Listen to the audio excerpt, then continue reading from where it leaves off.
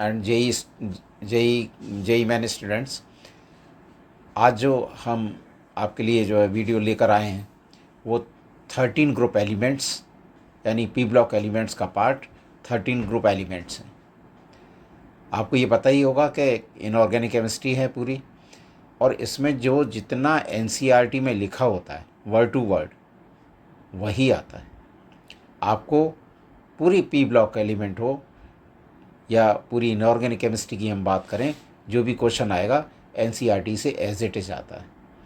पूरा रट डालिए उसको। लेकिन रटना इतना आसान नहीं होता, मैंने अपने पहले वीडियो में भी ये बताया था। रटना किसी चीज़ को इतना आसान नहीं होता जब तक उसको समझाना चाहे।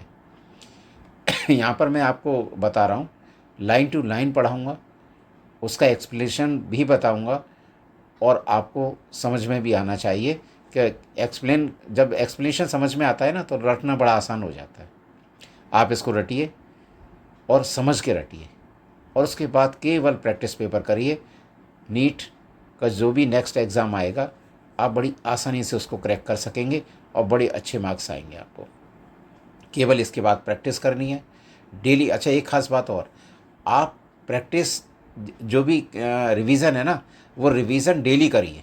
अगर आप रिवीज़न डेली नहीं कर रहे हैं तो एग्ज़ाम के टाइम पर आपको लगेगा कि मुझे आता है, लेकिन जब आप 4 ऑप्शन देखेंगे तो जो 4 ऑप्शंस, चारों के चारों ऑप्शन आपके पढ़े हुए होंगे तो आप कंफ्यूज कर जाएंगे कि ये सही था, कि ये सही था, ये सही था। केवल आपको रिवीज़न ही उसको डिस्टिंक्ट कर सकता है, आप अलग कर सकता है, सेपरेट कर सकता है, और आप सही जवाब दे सकेंगे। इसलिए अगर आप प्रॉपर रिवीज़न प्रॉपर का मतलब डेली रिवीज़न अगर आप किसी चीज़ का कर रहे हैं, और particular inorganic chemistry, organic chemistry, इनमें तो डेली रिवीजन चाहिए ही चाहिए, क्योंकि आपको प्रोडक्ट जो है आप पता होना चाहिए कि प्रोडक्ट ये बनेगा। तो इसलिए जो है ज़्यादा डीपली जाने की ज़रूरत नहीं होती, केवल एनसीईआरटी को ही कंसीडर करना है, लाइन टू लाइन कंसीडर करना है, और बस रिवीजन अपना बनाए रखना है। मैं 13 ग्रुप एलिमेंट्स आज आपको बताने जा रहा हूँ, और 13 ग्रुप एलिमेंट्स विद एक्सप्लेनेशन। उसमें आप जो है सीखेंगे, बहुत कुछ सीखेंगे। मैं आपको बताऊंगा भी कि क्वेश्चन किस तरीके से आते हैं। तो देखिए, हम स्टार्ट कर रहे हैं 13 ग्रुप एलिमेंट्स। तो 13 ग्रुप एलिमेंट्स में जो है सबसे पहले कि हमको 13 ग्रुप एलिमेंट्स आने चाहिए। 13 ग्रुप एलिमेंट्स हैं, पहले आपको आने चाहिए। तो मैं यहाँ पर लिख देता हूँ कि 13 group elements: boron, aluminium, gallium, indium and thallium. These are elements of 13 group elements। अब जो बात करेंगे हम सबसे पहले जो है इन एलिमेंट्स के बारे में, जो जनरल प्रॉपर्टीज़, यानी 13 ग्रुप एलिमेंट्स की जो जनरल प्रॉपर्टीज़ है उसके बारे में बात करेंगे। तो बोरॉन की बात करेंगे, एल्युमिनियम की बात करेंगे, गैलियम की बात करेंगे, इंडियम की बात करेंगे, थैलियम की बात करेंगे, और जनरल बात करेंगे। जनरल बात में क्या करेंगे? जनरल बात में करेंगे इनका एग्जिस्टेंस कहाँ होता है, कौन सा कितने परसेंट मिलता है, अगर ये मिलेगा तो मेटल होगा, कौन सा नॉन मेटल होगा, मेटल करेक्टर क्या होगा। तो इन सारी बातों को हम स्टार्टिंग में दिया गया है एनसीईआरटी में, उसी को हम देखते हैं वर्ड टू वर्ड कि this group element show a wide variation in properties. देखिए, मैं अंडरलाइन करता जा रहा हूँ इसको कि this group element show a wide variation in properties. Question आएगा, कौन सा ग्रुप पी ब्लॉक का ऐसा है जो कि wide variation in property show करता है? तो आंसर है 13 ग्रुप एलिमेंट्स। नेक्स्ट देखिए, boron is a typical non metal. Boron typical non metal होती है। अब आप कहेंगे हमको कैसे पता कि कोई नॉन मेटल होगी या मेटल होगी? तो देखिए, एक चीज़ हम आपको बताएं कि आपको मेटलिक प्रॉपर्टी आनी चाहिए, यानी मेटल्स की प्रॉपर्टीज़ आनी चाहिए कि मेटल्स की प्रॉपर्टीज़ कौन कौन सी होती हैं। अगर आप केमिकली देखेंगे या इलेक्ट्रॉन कॉन्फ़िगरेशन के हिसाब से देखेंगे तो मेटल वो है जिसकी आउटरमोस्ट ऑर्बिट में 1, 2 और 3 इलेक्ट्रॉन्स होते हैं। आप इलेक्ट्रॉन कॉन्फ़िगरेशन लिखिए, और इलेक्ट्रॉन कॉन्फ़िगरेशन के बाद 1, 2 और 3 इलेक्ट्रॉन्स होंगे तो वो मेटल होगी। क्वेश्चन उठता है कि बोरोन नॉन मेटल है, इसकी आउटरमोस्ट ऑर्बिट में कितने होंगे? तो अगर आप इसका इलेक्ट्रॉन कॉन्फ़िगरेशन लिखेंगे तो इलेक्ट्रॉन एटॉमिक नंबर बोरोन का होता है 5, और जो है इसका इलेक्ट्रॉन कॉन्फ़िगरेशन बनेगा 2,3, इसमें भी तो 3 होते हैं। आपने कहा कि 1 2 और 3 इलेक्ट्रॉन्स होंगे तो वो तो नॉन मेटल्स, 1 2 और 3 इलेक्ट्रॉन्स होंगे तो वो मेटल एक प्रॉपर्टी शो करेगा, यानी मेटल होगी। इसमें तो 3 आ गए, तो ये भी तो मेटल होनी चाहिए। इसके साथ साथ आप ये भी ध्यान रखिए कि मेटल्स की और प्रॉपर्टीज़ क्या है। 1 2 और 3 इलेक्ट्रॉन्स होते हैं and they always have tendency to lose electron, वो मेटल्स होती हैं। लेकिन जब लूज़ करेंगी इलेक्ट्रॉन तो लूज़ करने के लिए भी तो कंडीशन है, ऐसी थोड़ी निकाल देंगी। क्या? Low value of ionisation enthalpy. Ionisation enthalpy की वैल्यू लो होनी चाहिए, तब वो इलेक्ट्रॉन लूज़ करेगा। ये कैसे पता चलेगा? देखिए, जितने भी पी ब्लॉक एलिमेंट्स हैं पूरे में, चाहे वो 13 ग्रुप हो, चाहे 14 ग्रुप हो, चाहे 15, चाहे 16, 17, 18 हटा दीजिए, 17 तक, जितने भी जो है जो पी ग्रुप एलिमेंट्स हैं, उनके टॉप एलिमेंट्स, उन सब का साइज़ अपने ग्रुप में सबसे छोटा होता है। क्यों? क्योंकि नीचे की साइज़ में जैसे जैसे हम डाउन दी ग्रुप चलेंगे साइज़ इंक्रीज़ होता जाता है। तो वो टॉप मोस्ट वाले का क्या हुआ? सबसे छोटा। जब साइज़ सबसे छोटा होगा तो valence shell will be very close to the nucleus.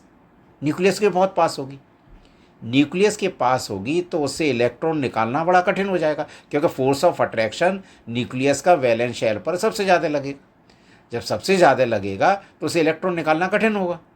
जब इलेक्ट्रॉन निकालना कठिन होगा तो भले ही उसके आउटरमोस्ट ऑर्बिट में 3 इलेक्ट्रॉन्स होंगे या 2 इलेक्ट्रॉन्स होंगे, लेकिन फोर्स ऑफ अट्रैक्शन ज़्यादा की वजह से वो इलेक्ट्रॉन नहीं निकाल पाएगा। जब इलेक्ट्रॉन नहीं निकाल पाएगा तो फिर कैसे बिहेव करेगा? नॉन मेटल की तरह। क्योंकि मेटल्स क्या होती हैं?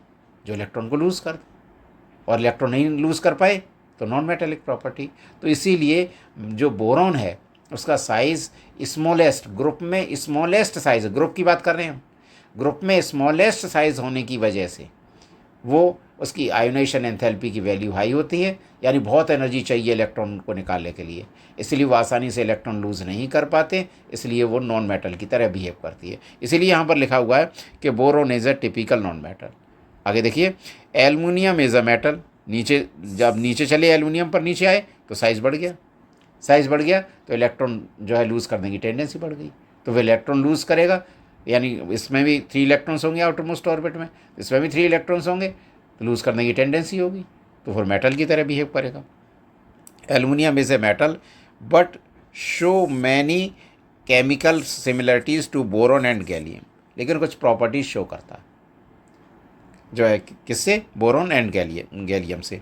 Indium thallium are almost exclusively metallic in character. देखिए, जैसे जैसे नीचे चलते चले जाएंगे डाउन दी ग्रुप 13 ग्रुप में, वैसे वैसे साइज़ बढ़ता चला जाएगा, साइज़ बढ़ता चला जाएगा। तो valence shell, outer most orbit को वैलेंस शेल बोलते हैं, तो वैलेंस शेल न्यूक्लियस से दूर होती चली जाएगी, फोर्स ऑफ अट्रैक्शन न्यूक्लियस का वैलेंस शेल पर कम होता चला जाएगा, तो फिर इलेक्ट्रॉन आसानी से लूज़ हो जाएगा, और आसानी से लूज़ हो जाएगा तो मेटलिक करेक्टर, यानी जो इलेक्ट्रॉन लूज़ करने की टेंडेंसी रखते हैं मेटल्स, जो लूज़ करने की टेंडेंसी नहीं रखते नॉन मेटल्स। तो इस तरीके से जैसे जैसे नीचे चलते चले जाएंगे डाउन दी ग्रुप, जैसे इंडियम और थैलियम के लिए, तो वो मेटेलिक प्रॉपर्टी शो करेंगे। नेक्स्ट देखिए, boron is fairly rare elements. Learn करने वाली चीज़, रेयर एलिमेंट होता है बोरोन।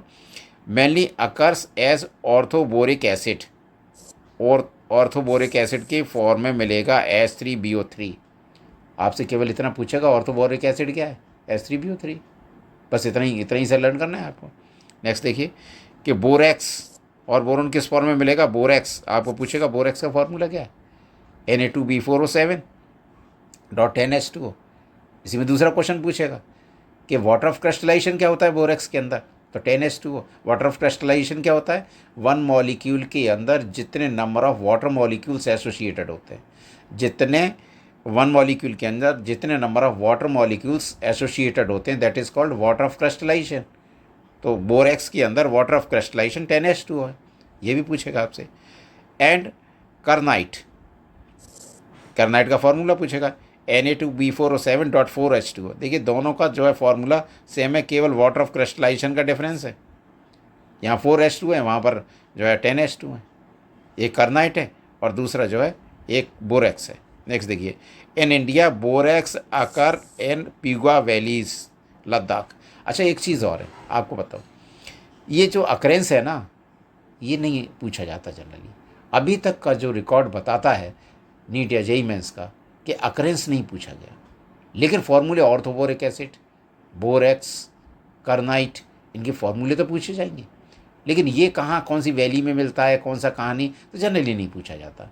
लेकिन एनसीईआरटी में गिवन है तो आपको पढ़ना चाहिए। पढ़ना चाहिए तो मैं आपको जनरल एक पढ़ के लाइन बता देता हूँ, आपकी नॉलेज में होना चाहिए कि ये चीज़ दी गई है। वैसे जनरली जो अभी तक जो पैटर्न है नीट का या जेईई मेंस का, उसमें नहीं पूछा जाता, लेकिन फिर भी जो है देखिए आप यहाँ पर सांभर लेक राजस्थान में मिलेगा। The abundance of boron in earth crust is less than 0.0001% by mass। abundance of boron का जो abundance है 0.001% बाई मास, इससे भी कम होता है। There are 2 isotopic forms of boron, B10 19% and B11 81%। Very most important, boron के 2 isotopic forms मिलेंगे, कौन कौन से? B10 and B11। पूछेगा आपसे इसमें परसेंटेज किसकी ज़्यादा होगी? B11 की। कितने परसेंट होगी? 81%। कम कौन होगा? B10। कितने परसेंट होगा? 19%। ये आपसे पूछेगा, लर्न होना चाहिए आपको। क्वेश्चन उठता है कि ये आइसोटोप्स क्या होते हैं? आइसोटोपिक फॉर्म का मतलब आइसोटोप्स। आइसोटोप का मतलब है, आप देखिए ऊपर जैसे B10 B11 लिखा हुआ है, तो जो टॉप पर लिखा रहता है ना, मास नंबर होता है। और बोरोन का एटॉमिक नंबर आप जानते हो 5, तो एटॉमिक नंबर तो दोनों का 5 ही होगा। तो same atomic number but different mass number. तो ऐसे एक ही एलिमेंट, बोरोन एक ही है, तो एक ही एलिमेंट के 2 फॉर्म्स या एक ही एलिमेंट के डिफरेंट एटम्स जिसका same atomic number but different mass number हो, आइसोटोप्स कहलाते हैं। बोरोन के 2 आइसोटोप्स हैं, B10 एंड B11। 11 वाला जो है 81% से ज़्यादा है। नेक्स्ट देखिए, aluminium is the most abundant metal and the third most abundant element in the earth crust, 8.3% by mass. Aluminium most abundant element है अर्थ क्रस्ट का, और ये कितना होता है? 8.3% बाई मास होता है। उसके बाद ऑक्सीजन है 45.5% एंड सिलिकॉन है 27.7%। ये आपको लर्न होना चाहिए, रटना है, इसमें कुछ समझाने वाली बात नहीं, इसको एज इट इज़ रटना है। नेक्स्ट देखिए, बॉक्साइट Al2O3.2H2O। देखिए वेरी मोस्ट इंपॉर्टेंट। पहले तो ये कि बॉक्साइट है क्या? ये ओर है एल्यूमिनियम का। बॉक्साइट क्या फॉर्मूला होता है? Al2O3.2H2O। पूछेगा बॉक्साइट में वाटर ऑफ क्रिस्टलाइजेशन कितना होता है? 2H2O। Al2O3.2H2O बॉक्साइट का फॉर्मूला। And cryolite Na3AlF6। पूछा क्रायोलाइट का क्या फॉर्मूला है? Na3AlF6। ये भी ओर है किसका? एल्युमिनियम का। Are important minerals of aluminium. अच्छा, मिनरल और एल्युमिनियम में क्या डिफरेंस होता? मिनरल और ओर्स में क्या डिफरेंस होता है? मिनरल्स जो होते हैं वही ओर हुआ करते हैं, लेकिन अगर मिनरल से आसानी से मेटल को एक्सट्रैक्ट किया जा सकता है तो वही मिनरल ओर कहलाने लगते हैं, और अगर नहीं एक्सट्रैक्ट हो सकता तो वो मिनरल तो होगा लेकिन ओर नहीं होगा। नेक्स्ट देखिए, in India it is found as mica के फॉर्म में मिलेगा। इन मध्य प्रदेश के अंदर, कर्नाटका के अंदर, ये नहीं पूछा जाएगा आपसे, लेकिन रीडिंग लगा लिए, कर्नाटक है, उड़ीसा एंड जम्मू के अंदर। Gallium, indium and thallium are less abundant elements in nature. Gallium, indium and thallium ये तीनों कम क्वांटिटी में मिलेंगे, और मोस्ट अबंडेंट मिलेगा एल्युमिनियम, और बोरोन मिलेगा रेयर केसेस में। परसेंटेज आपको याद करनी है, और आपको आइसोटोपिक फॉर्म लर्न करनी है, कितने कितने परसेंट, B10 और B11, ये पूरा सारा इसमें से इतना ही करना है। नेक्स्ट देखते हैं हम जो है नेक्स्ट प्रॉपर्टीज़ कि the atomic and physical chemical properties these elements are discussed below. तो नेक्स्ट देखिए जो इलेक्ट्रॉन कॉन्फ़िगरेशन, देखिए यहाँ पर electron configuration NS2NP1, NS2NP valence electron configuration है। देखिए NH2NP1 वैलेंस शेल 13 ग्रुप का वैलेंस शेल इलेक्ट्रॉन, यानी पी सब शेल के अंदर केवल एक इलेक्ट्रॉन है और S सब शेल के अंदर 2 इलेक्ट्रॉन है। तो NH2NP1। अच्छा, N क्या है? Number of orbit. तो ये इसमें इस तरीके से लिखते चले जाएंगे। तो ये इसमें पूरे में इतना ही, केवल इलेक्ट्रॉन कॉन्फ़िगरेशन में बस इतना ही सफिशिएंट है। नेक्स्ट है एटॉमिक रेडियाई। एटॉमिक रेडियाई के पर हम आते हैं। एटॉमिक रेडियाई, अच्छा एटॉमिक रेडियाई होता क्या है? न्यूक्लियस से वैलेंस शेल तक की डिस्टेंस। अच्छा, वैलेंस शेल क्या है? Outer most orbit. जैसे ये यहाँ पर बोरॉन का अगर इलेक्ट्रॉन कॉन्फ़िगरेशन में लिखा है तो 3 इलेक्ट्रॉन्स हैं, तो ये आउटर मोस्ट ऑर्बिट में 3 इलेक्ट्रॉन्स है। ये जो 3 इलेक्ट्रॉन्स ये आउटर मोस्ट ऑर्बिट में, तो ये वैलेंस शेल कहलाएगी। तो यहाँ पर एटॉमिक रेडियाई, जैसे जैसे डाउन दी ग्रुप हम नीचे चलते चले जाएंगे साइज इंक्रीज होता जाएगा। That means atomic radii increase होता जाएगा। एटॉमिक रेडियस सिंगुलर वर्ड है, रेडियाई प्लूरल वर्ड है। तो रेडियाई जैसे जैसे हम डाउन दी ग्रुप चलेंगे साइज बढ़ता चला जाएगा। क्वेश्चन उठता है क्यों बढ़ेगा? क्योंकि जैसे जैसे हम चलेंगे number of shells orbits increase होते चले जाएंगे, प्रोग्रेसिवली ऐड होते चले, एक एक बढ़ता चला जाएगा। जैसे आपने जो लिखा कि बोरोन का 2,3, एल्युमिनियम का एटॉमिक नंबर होता है 13, तो इसका हो जाएगा 283। देखिए तीन शेल हो गए। इसी का लिखते चले जाएंगे, हर बार एक एक शेल ऐड होती चली जाएगी। एक एक शेल ऐड होगी तो फिर क्या होगा? साइज बढ़ता चला जाएगा। लेकिन ध्यान रहे, वैलेंस शेल में इलेक्ट्रॉन, एक ग्रुप के अंदर वैलेंस शेल में इलेक्ट्रॉन कभी इंक्रीज नहीं होंगे। वैलेंस शेल में एक ग्रुप में जितने हैं, जैसे 3 इलेक्ट्रॉन्स हैं, तो जितने भी एलिमेंट्स होंगे सबके वैलेंस शेल में 3 इलेक्ट्रॉन्स ही होंगे। केवल अंदर वाली शेल इंक्रीज होंगी जिससे कि साइज उनका बढ़ता चला जाएगा। तो देखिए यहाँ पर, on moving down the group for each successive member 1 extra shell of electrons is added and therefore atomic radius is expected to increase. पूरा देख लीजिए एज इट इज़, जो बताया वही एज इट इज़ लिखा हुआ है कि जो है नीचे जैसे जैसे चलते चले जाएंगे एक एक्स्ट्रा शेल जो है ऐड होती चली जाएगी। लेकिन कुछ इसके अंदर एक्सेप्शन भी है, और एक्सेप्शन के लिए क्या है कि atomic radius of gallium is less than that of aluminium. देखिए, जब नीचे चलेंगे डाउन द ग्रुप तो एल्युमिनियम के बाद गैलियम आ रहा है, तो साइज़ गैलियम का बड़ा होना चाहिए एल्युमिनियम के कंपैरिजन में, लेकिन नहीं है, एक्सेप्शन है। ऐसा क्यों?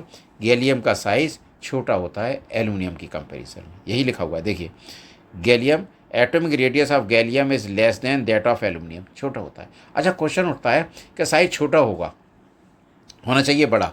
वेरी मोस्ट इम्पॉर्टेंट है कि गैलियम का साइज़ बड़ा होना चाहिए लेकिन है छोटा, क्यों? अच्छा, कोई साइज़ छोटा होगा कब? जब वैलेंस शेल कॉन्ट्रैक्ट करेगी towards the nucleus. Valence shell अगर कॉन्ट्रैक्ट कर जाए टुवर्ड्स द न्यूक्लियस तो ज़्यादा इलेक्ट्रॉन, जो वैलेंस शेल के इलेक्ट्रॉन है वो न्यूक्लियस की तरफ खिंच जाएंगे, जिसकी वजह से उसका साइज़ डिक्रीज हो जाएगा। तो सोचने वाली बात है कि फोर्स ऑफ अट्रैक्शन बढ़ा होगा गैलियम के अंदर, तो जब फोर्स ऑफ अट्रैक्शन बढ़ा होगा तो वैलेंस शेल जो है कॉन्ट्रैक्ट कर गई होगी टुवर्ड्स द न्यूक्लियस। क्वेश्चन उठता क्यों बढ़ा होगा भाई? अरे, जब जैसे जैसे हम डाउन दी ग्रुप चलेंगे तो एटॉमिक नंबर बढ़ेगा। जब एटॉमिक नंबर बढ़ेगा तो number of electron valence shell में एज वेल एज जो है नंबर ऑफ जो है प्रोटॉन्स न्यूक्लियस के अंदर, ये दोनों बढ़ेंगे जैसे जैसे चलेंगे हम अंदर। तो क्योंकि जितने एटॉमिक नंबर क्या होता है? एटॉमिक नंबर हमेशा नंबर ऑफ प्रोटॉन के द्वारा दिया जाता है। ये भी क्वेश्चन है कि एटॉमिक नंबर है वो नंबर ऑफ प्रोटॉन्स के द्वारा दिया जाता है। क्वेश्चन उठता है क्यों दिया जाता है?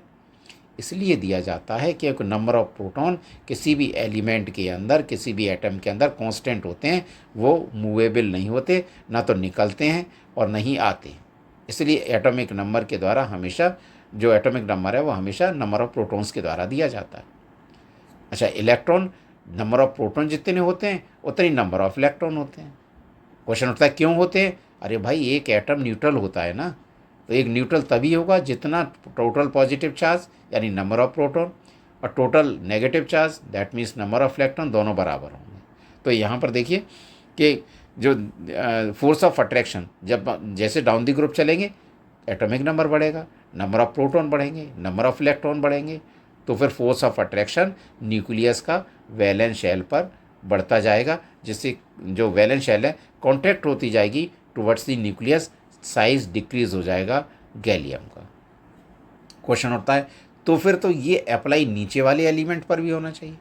तो उसका जवाब जो है सुनिए कि this can be understood from the variation in the inner core of the electron configuration. The presence of additional 10d electrons offer only poor screening effect for the outer electrons from the increased nuclear charge in the gallium. Consequently, the atomic radius of gallium is 135 picometer is less than that of the aluminum 143 picometer. Gallium, पहली तो ये कि gallium का जो atomic size है या atomic radius है 135 picometre होता है और एल्युमिनियम का होता है 143 पिकोमीटर। क्वेश्चन उठता है, अच्छा ये जो इस तरीके की जो पूछे वैल्यूज़ जो पूछी जाती थी ना, पहले एम्स का पेपर अलग से होता था तो वहाँ पर ये वैल्यूज़ पूछी जाती थी, लेकिन जब से एनटीए ने पेपर कराना शुरू किया तब से ये वैल्यूज़ नहीं पूछी जाती। लेकिन अगर एनसीईआरटी में दी गई हैं तो हमको लर्न होना चाहिए, आना चाहिए। तो 135 पिकोमीटर गैलियम की और 143 पिकोमीटर एल्युमिनियम की। अच्छा, आपको शील्डिंग इफेक्ट या स्क्रीनिंग इफेक्ट भी आना चाहिए। क्या कि आउटर मोस्ट ऑर्बिट के इलेक्ट्रॉन उससे अंदर वाली शेल के इलेक्ट्रॉन्स को रिपेल करते हैं, जिससे फोर्स ऑफ अट्रैक्शन न्यूक्लियस का वैलेंस शेल पर कम हो जाता है। ये इफेक्ट कहलाता है स्क्रीनिंग इफेक्ट और शील्डिंग इफेक्ट। अगर अच्छा स्क्रीन केवल इतना ही मान के चलिए कि स्क्रीनिंग इफेक्ट और शील्डिंग इफेक्ट के आउटर मोस्ट ऑर्बिट के इलेक्ट्रॉन अंदर वाली शेल के द्वारा रिपेल होते हैं। अगर ये रिपल्शन कम हुआ और न्यूक्लियस का फोर्स ऑफ अट्रैक्शन ज़्यादा हुआ तो फाइनली जो वैलेंस शेल है वो न्यूक्लियस की तरफ कॉन्ट्रैक्ट कर जाएगी, जिससे कि उसका साइज़ छोटा हो जाएगा। गैलियम के अंदर ऐसा ही होता है कि गैलियम के अंदर जो इनर डी सब शेल है उसमें जब इलेक्ट्रॉन फिल होंगे तो वो पुअर शील्डिंग इफेक्ट लगाएंगे, यानी रिपेल कम करेंगे, और फोर्स ऑफ अट्रैक्शन प्रोटॉन ज़्यादा बढ़ने की वजह से प्रोटॉन का या न्यूक्लियस का force of attraction valence shell पर ज़्यादा होगा, जिससे वैलेंस शेल गैलियम के अंदर वैलेंस शेल कॉन्ट्रैक्ट कर जाएगी टुवर्ड्स द न्यूक्लियस, जिसकी वजह से साइज़ गैलियम का एल्युमिनियम से कम हो जाएगा। अब क्वेश्चन देखिए, आगे भी आप पढ़ेंगे एटॉमिक रेडियस, इसका इफेक्ट क्या पड़ेगा? इसका इफेक्ट पड़ेगा आयोनाइजेशन एंथैल्पी पे। साइज छोटा हो गया तो इलेक्ट्रॉन निकलना गैलियम से मुश्किल होगा एल्युमिनियम के कंपैरिजन में, इसलिए आयोनाइजेशन एंथैल्पी की वैल्यू गैलियम के लिए हाई होगी और एल्युमिनियम के लिए लो होगी। जबकि होना क्या चाहिए कि जैसे जैसे नीचे चलते चले जाते हैं साइज बढ़ता चला जाता है, तो न्यूक्लियस का वैलेंस शेल पर इलेक्ट्रॉन द्वारा फिर सुनिए इसी सेंटेंस को, जैसे जैसे हम डाउन दी ग्रुप चलते चले जाते हैं वैसे ही वैसे साइज बढ़ता चला जाता है, तो न्यूक्लियस का force of attraction valence shell पर कम होता चला जाता है। तो फिर जरा सी एनर्जी देने पर ही इलेक्ट्रॉन निकल जाता है। यानी आयोनाइजेशन एनर्जी क्या होती है, आयोनाइजेशन एंथैल्पी क्या होती है? अमाउंट ऑफ एनर्जी जो सप्लाई करनी होती है एक इलेक्ट्रॉन निकालने के लिए। तो जरा सी एनर्जी देंगे यानी साइज़ बढ़ेगा तो आयोनाइजेशन एंथैल्पी कम होगी। गैलियम का साइज़ छोटा होता है और एल्युमिनियम का बड़ा होता है। तो गैलियम का साइज़ छोटा होने की वजह से ज़्यादा एनर्जी चाहिए, क्योंकि फोर्स ऑफ अट्रैक्शन ज़्यादा लगेगा, तो उसे ज़्यादा चाहिए। तो आयोनाइजेशन एंथैल्पी गैलियम की ज़्यादा होगी in comparison to the aluminium. बस यही अगले टॉपिक में आपको बताया गया है आयोनाइजेशन एंथैल्पी में। बाकी जैसे जैसे नीचे चलते चले जाएंगे जो जनरल ट्रेंड है वही अप्लाई होगा, केवल एक्सेप्शंस को छोड़कर। देखिए यहाँ पर देखिए, the ionisation enthalpy values as expected from the general trends do not decrease smoothly decrease नहीं होता। The decrease from boron to aluminium is associated with the increase in size. Boron से एल्युमिनियम तक जो डिक्रीज हो रहा है उसका explanation है साइज का इंक्रीज होना। The observed discontinuity in the ionisation enthalpy values between aluminum and gallium and between indium and thallium are due to inability of D and F electrons. Aluminium और gallium के बीच में, aluminium and gallium के बीच में, and indium और thallium के बीच में, ये बीच में डी सब शेल आ गई और एफ सब शेल आ गई, उसकी वजह से जो इफेक्ट पड़ेगा आयोनाइजेशन एंथैल्पी पर वो होगा, which have low screening effect to compensate the increase in nuclear charge. देखिए इसी चीज़ को मैं एक बार और शॉर्ट में बता दूं आपको, क्या चीज़ है कि जैसे जैसे साइज़ बढ़ेगा वैसे वैसे जो है साइज़ बढ़ेगा तो क्या होगा, force of attraction valence shell पे कम होगा, फोर्स ऑफ अट्रैक्शन कम होगा तो आयोनाइजेशन एंथैल्पी की वैल्यू लो होगी। अच्छा, बीच में जो है डी सब शेल आ जाएगी तो वो स्क्रीनिंग या शील्डिंग इफेक्ट कम कर देगी, तो वो ज़्यादा कॉन्टैक्ट कर जाएगा, तो फिर आयोनाइजेशन एंथैल्पी की वैल्यू बढ़ जाएगी, ज़्यादा एनर्जी चाहिए इलेक्ट्रॉन को निकालने के लिए। बस यही कॉन्सेप्ट, इसको आप पढ़ें, यही कॉन्सेप्ट लगेगा और इसको 2-4 बार पढ़ें तो आपको लर्न हो जाएगा। देखते हैं। अच्छा, एक इलेक्ट्रॉन को निकालने के लिए जो एनर्जी चाहिए वो फर्स्ट आयोनाइजेशन एंथैल्पी, दूसरे इलेक्ट्रॉन को निकालने के लिए चाहिए second ionisation enthalpy, third electron को निकालने के लिए चाहिए थर्ड आयोनाइजेशन एंथैल्पी, और ये इंक्रीज़ होती जाती है। क्यों? क्योंकि एक इलेक्ट्रॉन निकलने के बाद इलेक्ट्रॉन कम रह जाते हैं और नंबर ऑफ प्रोटॉन्स उतने ही रहते हैं, तो फोर्स ऑफ अट्रैक्शन बढ़ जाता है, तो इसलिए दूसरा इलेक्ट्रॉन निकालेंगे तो अब पहले से ज़्यादा एनर्जी देनी पड़ेगी, इसलिए आयोनाइजेशन एंथैल्पी की वैल्यू इंक्रीज़ होती जाएगी। तो देखिए यहाँ पर the order of ionisation enthalpy as expected is delta IH1। Delta I का मतलब आयोनाइजेशन एंथैल्पी, IH1 1 का मतलब एक इलेक्ट्रॉन निकालने के लिए उसे कम एनर्जी चाहिए, IH2 ज़्यादा चाहिए, IH3 थर्ड इलेक्ट्रॉन निकालने के लिए और ज़्यादा चाहिए। दी सम ऑफ दी, और तीनों इलेक्ट्रॉन निकालने के लिए यानी सम कर दीजिए, the sum of the first 3 ionisation enthalpies for each of the element is very high. तीनों एक साथ निकाल लें तो बहुत ज़्यादा एनर्जी चाहिए निकालने के लिए। Effect of this will be apparent when you study the chemical properties। जब केमिकल प्रॉपर्टीज़ देखेंगे तो इलेक्ट्रॉन नहीं निकलेगा तो इफेक्ट डालेगा केमिकल प्रॉपर्टीज़ पर। अब देखते हैं electronegativity. Down the group electronegativity first decrease, down the group the electronegativity first decrease from boron to aluminium and then increase, first increase and then, देखिए द्वारा फिर देखिए, down the group electronegativity first decrease from boron to aluminium and then increase. अच्छा, ionisation enthalpy अगर आप पढ़ें group में नीचे जाने पर, नहीं इलेक्ट्रोनेगेटिविटी की बात करें। अच्छा, इलेक्ट्रोनेगेटिविटी क्या होती है? इलेक्ट्रोनेगेटिविटी होती है जो शेयरिंग हो रही होती है इलेक्ट्रॉन पेयर की बॉन्ड बनते समय, और शेयर्ड इलेक्ट्रॉन पेयर को अट्रैक्ट करने की पावर किस एटम की कितनी है उसकी कहलाती है इलेक्ट्रोनेगेटिविटी। वो शेयर्ड इलेक्ट्रॉन पेयर कौन सा एटम अपनी तरफ शिफ्ट कर लेगा, जिधर वो शिफ्ट हो जाएगा उस तरफ स्लाइटली नेगेटिव चार्ज, और जिससे दूर चला जाएगा शेयर्ड इलेक्ट्रॉन पेयर वो हो जाएगा स्लाइटली पॉजिटिव चार्ज, और दोनों की इलेक्ट्रोनेगेटिविटी सेम है दो एटम की, तो फिर शेयर्ड इलेक्ट्रॉन पेयर बीच में ही रहेगा। तो इलेक्ट्रॉन जैसे जैसे डाउन, अच्छा किस पर डिपेंड करेगा? साइज जितना छोटा होगा, न्यूक्लियस पास होगा, वो शेयर्ड इलेक्ट्रॉन पेयर पर ज़्यादा फोर्स ऑफ अट्रैक्शन लगाएगा तो उसकी इलेक्ट्रोनेगेटिविटी ज़्यादा होगी। और साइज जैसे जैसे डाउन दी ग्रुप चलेंगे हम, साइज बढ़ता चला जाएगा, न्यूक्लियस दूर होता चला जाएगा, वो force of attraction shared electron pair पे कम लगाएगा, तो इलेक्ट्रोनेगेटिविटी डिक्रीज होती चली जाएगी।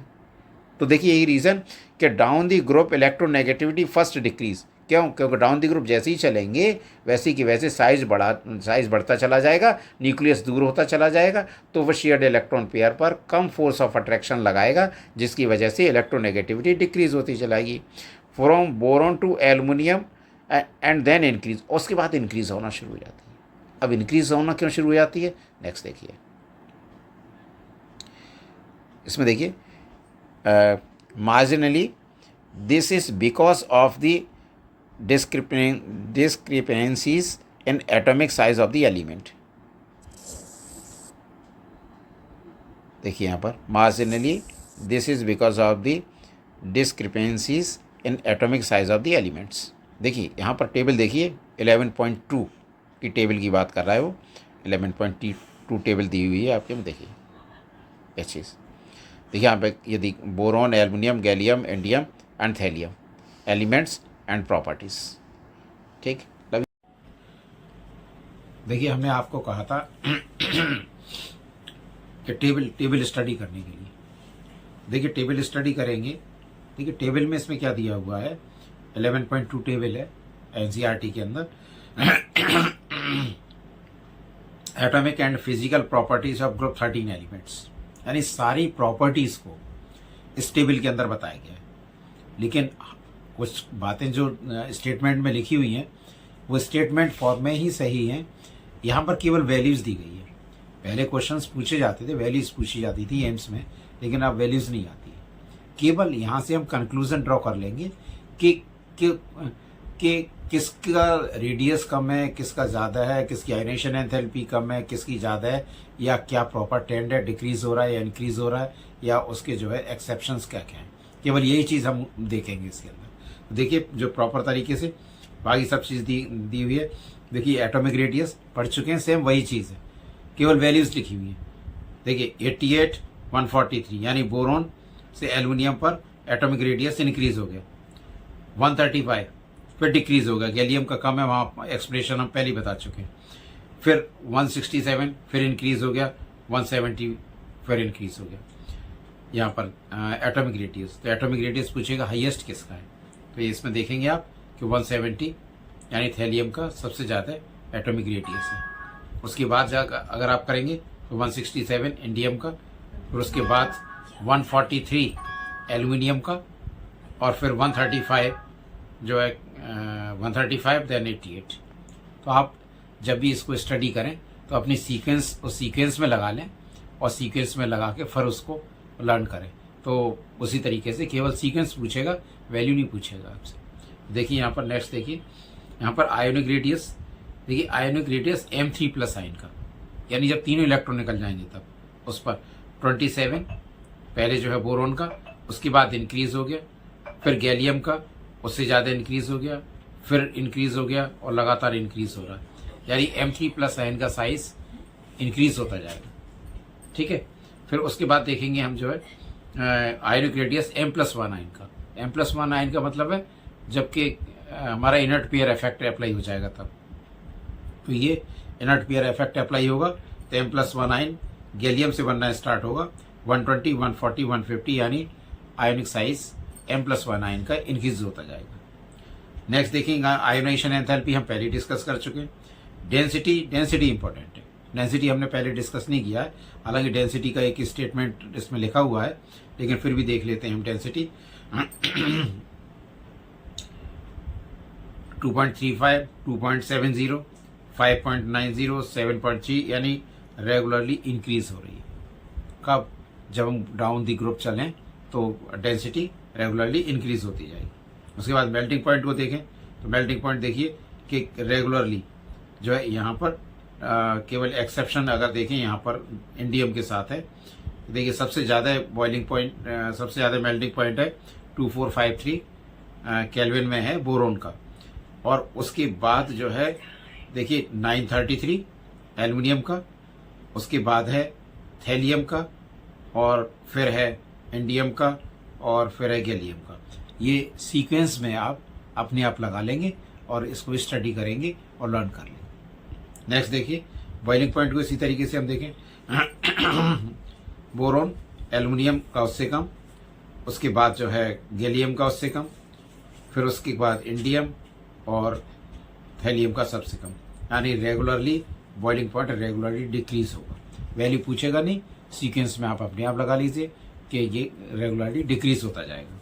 नेक्स्ट देखिए E0, ये EMF standard EMF M3+ ion का, ये जो वैल्यूज गिवन है इसी तरीके से इनको अरेंज कर लीजिए, और इसी तरीके से M+1 आयन के फॉर्म में स्टैंडर्ड EMF गिवन है। तो वो किसका, बस दो चीज़ जरूर ध्यान रखिए इसमें, वैल्यू जब भी आप शॉर्ट आउट करें तो किसकी हाईएस्ट है और किसकी लोएस्ट है, बस इसी से कम हो जाएगा। हालांकि जब से NTA का जो है NTA ने एग्ज़ाम कराना शुरू किया है तो तब से वैल्यूज़ वगैरह नहीं पूछी जाती और टेबल का कम ही यूज़ किया गया है, स्टेटमेंट पर ही क्वेश्चन आते हैं। लेकिन NCERT में गिवन है तो आपको टेबल आनी चाहिए, वो भी वैल्यूज़ लर्न करने की ज़रूरत नहीं है, केवल आप जो है उसको अरेंज कर लीजिए, increasing order, decreasing order, highest, lowest, और खास बात जो है कि बीच में जितने भी एक्सेप्शंस हैं वो सारे, तो बस इतना सफिशिएंट रहेगा और इसको फिर लर्न कर लीजिए।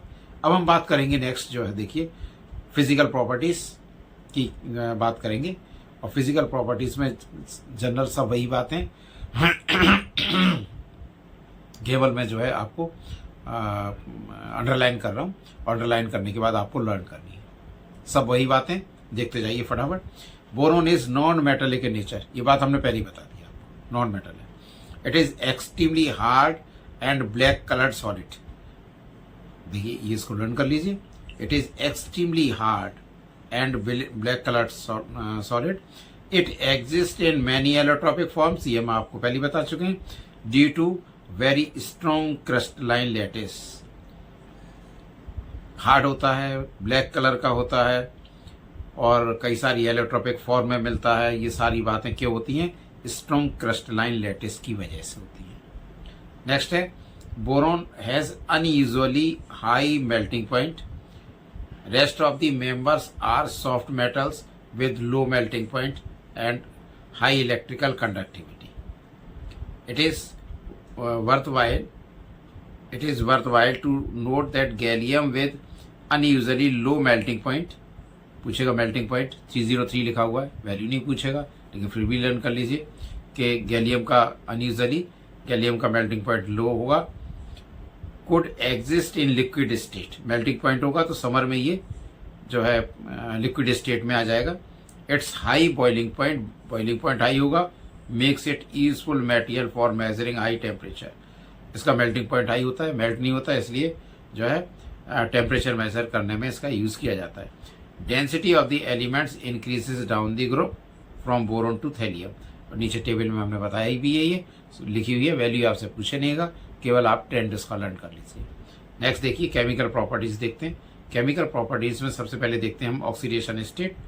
देखिए oxidation state and trend in chemical reactivity. देखिए खास बात देखिए, सबसे पहले हमने पहले भी अपने वीडियो में बताया है कि ऑक्सीडेशन स्टेट है क्या। ऑक्सीडेशन स्टेट होती है चार्ज ऑन दी एटम, यानी चार्ज, और यहाँ पर क्या आएगा, जैसे जैसे हम जो है यहाँ पर boron, aluminium, gallium, indium, thallium, देखिए यहाँ पर फिर मैं बार बार लिख देता हूँ आपको, boron, aluminium, gallium, indium and thallium, these are elements of 13 group elements. जैसे जैसे हम नीचे चलेंगे तो जो ऊपर के जो एलिमेंट्स हैं ये +3 या 3 इलेक्ट्रॉन लूज करने की टेंडेंसी रखेंगे, लेकिन जनरली नहीं रखेंगे। बोरोन तो बिल्कुल ही नहीं रखेगा, एल्युमिनियम रखेगा, गैलियम रखेगा, लेकिन जैसे जैसे नीचे चलते चले जाएंगे डाउन दी ग्रुप, वैसे वैसे एस इलेक्ट्रॉन इनर्ट हो जाएंगे और बॉन्डिंग में पार्टिसिपेट नहीं करेंगे। ये कहलाता है इनर्ट पेयर इफेक्ट। तो इनर्ट पेयर इफेक्ट की वजह से, यानी केवल पी सबशेल से, यानी पी ऑर्बिटल से इलेक्ट्रॉन शेयर करेंगे बॉन्ड बनाने में, इसलिए एस इलेक्ट्रॉन इनर्ट हो जाएगा। तो जो ऑक्सीडेशन स्टेट है, यानी जो चार्ज आएगा, वो केवल पी ऑर्बिटल के इलेक्ट्रॉन शेयर करने की वजह से आएगा। और पी में कितना है? 1 इलेक्ट्रॉन, तो कितना आएगा? +1। तो ये जो ऑक्सीडेशन स्टेट शो करेंगे 13 ग्रुप के एलिमेंट्स, वो +3 और +1, जैसे जैसे डाउन दी ग्रुप चलते चले जाएंगे, +1 ऑक्सीडेशन स्टेट मोर स्टेबल होती चली जाएगी due to inert pair effect. जो भी कंपाउंड्स बनेंगे तो वो स्टेबल होंगे, +1 oxidation state down the group thallium के साथ और इंडियम के साथ, और जो ऊपर वाले होंगे वो +3 ऑक्सीडेशन स्टेट में स्टेबल होंगे।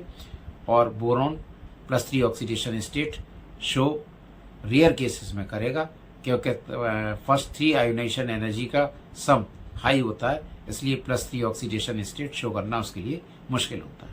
यही बात इसमें स्टेटमेंट के फॉर्म में लिखी हुई है। अच्छा, statement as it is learn करिए, क्योंकि जो एजर्शन रीजनिंग आते हैं वो assertion reasoning as it is line to line उठा के दे देता है। तो अगर आप इस लाइन में कोई हेर फेर कर रहे हैं, मैं भी इसको NCERT के लाइन टू लाइन पढ़ा रहा हूँ, उसका रीज़न है कि आपको एजर्शन रीजनिंग में एज इट इज़ स्टेटमेंट उठा के दे देगा, कुछ चेंज नहीं करेगा। इसको मैं केवल अलग अलग से भी बोर्ड पे पढ़ा सकता था, लेकिन जो है उसको पढ़ाने से लैंग्वेज चेंज हो जाएगी, और लैंग्वेज जो एजर्शन रीजनिंग में आएगी वो एज इट इज़ आएगी। इसलिए जो है मैंने इसमें लैंग्वेज कोई चेंज करने की कोशिश नहीं की है, केवल एक्सप्लेनेशन बता रहा हूँ, क्योंकि एक्सप्लेनेशन से आपको लर्न करना आसान हो जाएगा और से रिलेटेड जितने भी क्वेश्चन हैं वो बड़े आसानी से आप जवाब दे सकेंगे। आप भी जब भी पढ़ें एनसीईआरटी की बुक परचेज करें मार्केट में, और वहाँ से अपने आप ही उसको अंडरलाइन करने की कोशिश करें। एक्सप्लेनेशन सारे सब मैंने आपको समझा दिए हैं। अगर एक्सप्लेनेशन फिर भी नहीं आता तो मैं अपना जो है फ़ोन नंबर आपको उसमें डाल दूंगा, तो आप फ़ोन से मुझसे कांटेक्ट कर सकते हैं और किसी भी एक्सप्लेनेशन को बिल्कुल आप मुझसे पूछ सकते हैं। उसमें टाइम भी मैं बता दूंगा कितने से टाइम के बीच में आपको फ़ोन करना है, और आप हमसे कांटेक्ट कर सकते हैं। और उसमें जो है, और सीरियसली अगर आप किसी चीज़ को स्टडी करने के लिए सीरियस हैं और सीरियसली आप जो है ले रहे हैं, सीरियसली आप उसको जो है आंसर पूछ रहे हैं, किसी क्वेश्चन के बारे में कोई एक्सप्लेनेशन पूछ रहे हैं और आप सीरियस हैं, तो डेफिनेटली जब भी क्वेश्चन आएगा आपका 100% सही होगा। गलत होने के चांसेस बिल्कुल होंगे ही नहीं। डीपली आपको जाना नहीं है।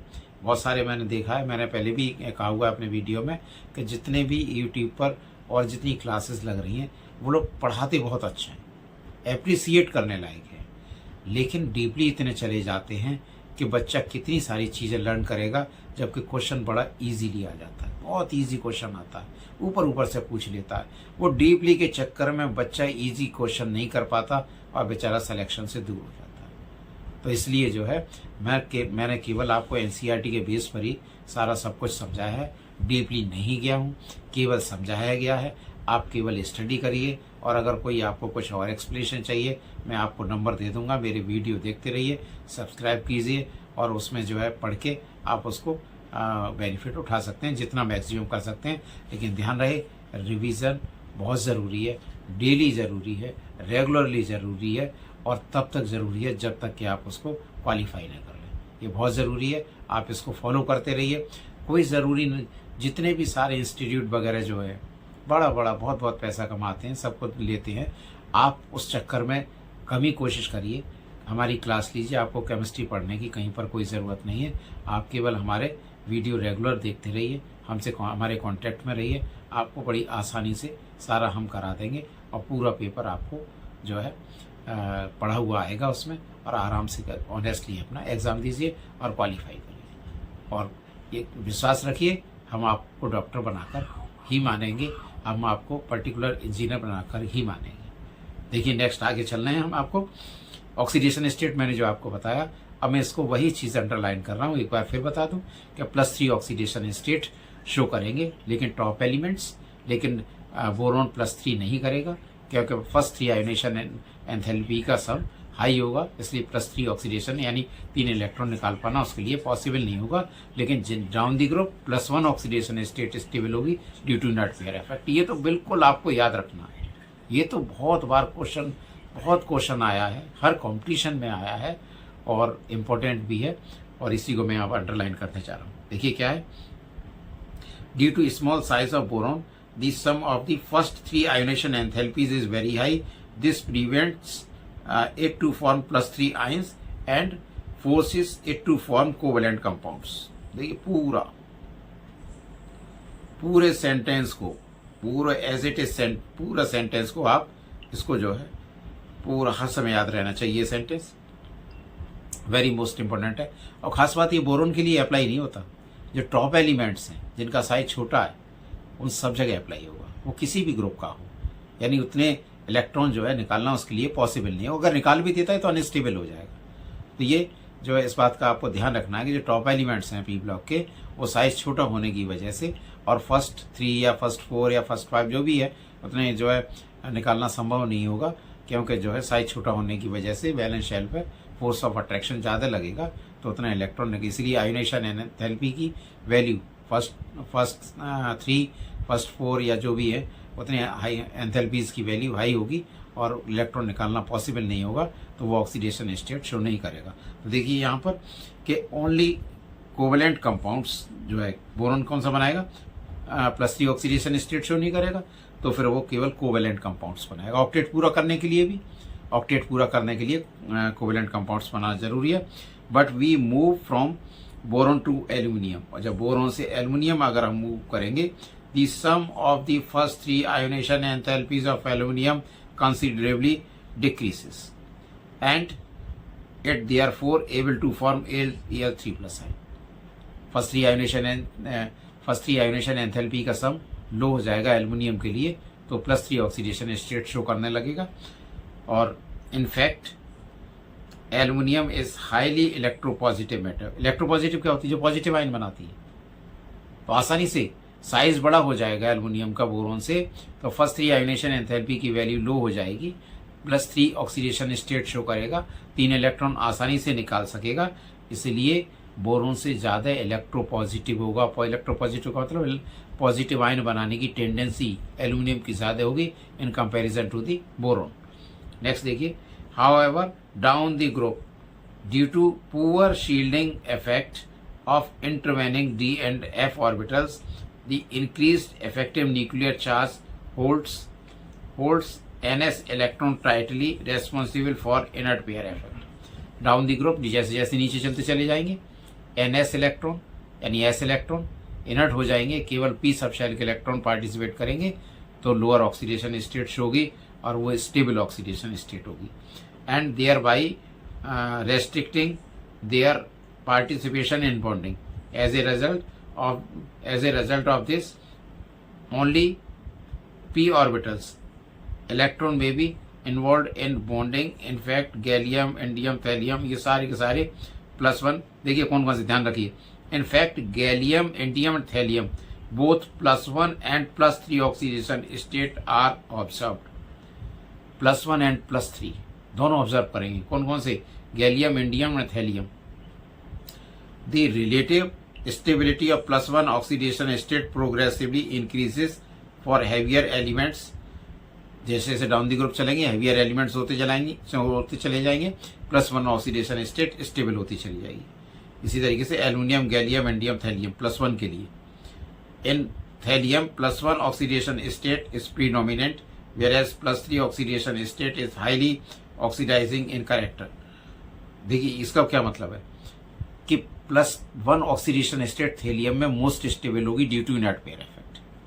वो कह रहा है कि अगर +3 ऑक्सीडेशन स्टेट हो भी जाता है, मान लीजिए thallium plus oxidation state show भी कर देता है, तो फिर क्या होगा कि वो 2 इलेक्ट्रॉन लेकर और +1 आयन बनाने की टेंडेंसी रखेगा। ये इसका कहलाता है ऑक्सीडाइजिंग इन कैरेक्टर, यानी हाईली ऑक्सीडाइजिंग कैरेक्टर हो जाएगा कि वो अगर +3 शो करता भी है तो 2 इलेक्ट्रॉन लेकर +1 में कन्वर्ट हो जाएगा, क्योंकि +1 oxidation state most stable oxidation state होती है due to inert pair effect. The compounds in +1 oxidation state expected from energy considerations are more ionic than those in +3 oxidation state. +1 oxidation state के जो compounds बनेंगे वो ज्यादा stable होंगे। कौन? किसके? जो डाउन दी ग्रुप होगा, थैलियम का TlCl आयोनिक कंपाउंड होगा, क्योंकि आसानी से एक इलेक्ट्रॉन लूज कर देगा, दूसरा गेन कर लेगा। तो इस तरीके से वो आयोनिक कंपाउंड बनाएंगे +1 ऑक्सीडेशन स्टेट में। और अगर +3 ऑक्सीडेशन स्टेट है या प्लस अदर ऑक्सीडेशन स्टेट है तो वो कोवेलेंट कंपाउंड भी बनाने की टेंडेंसी रखेंगे। नेक्स्ट है ये, in trivalent state the number of electrons around the central atom in a molecule of the compounds of these elements BrF3 will be only 6। देखिए यहाँ पर इसी सेंटेंस को देखिए, बहुत इंपॉर्टेंट है।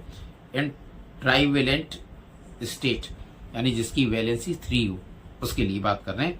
The number of electrons around the central atom in a molecule of the compound of these elements BrF3 will be only 6। अगर हम BrF3 को ही एग्जाम्पल मान लें और उसमें देखें कि BrF नहीं BF3 के अंदर देखें तो F शेयर करेंगे, F के 6, तो बोरोन के केवल जो कंपाउंड्स बनेंगे, जो BF3 जो बनेगा, BF3 की बात कर रहे हैं, तो बोरोन का ऑक्टेट पूरा नहीं हो पाएगा।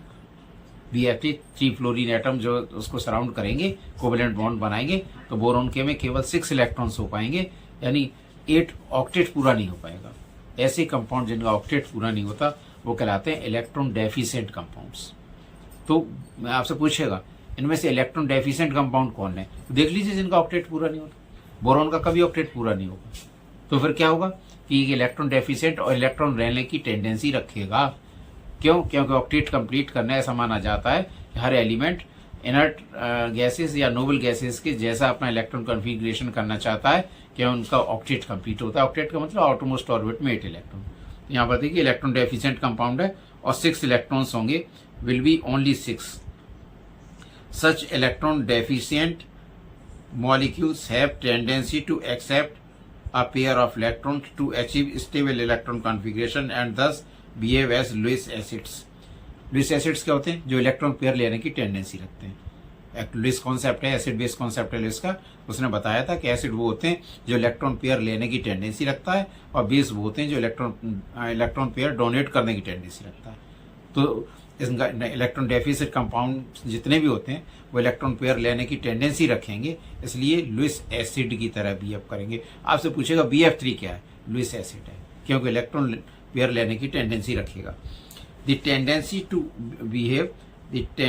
To behave as Lewis acid decreases with increase in size down the group. जैसे जैसे नीचे ग्रुप में चलते चले जाएंगे, टेंडेंसी जो इलेक्ट्रॉन पेयर लेने की है वो कम होती जाएगी।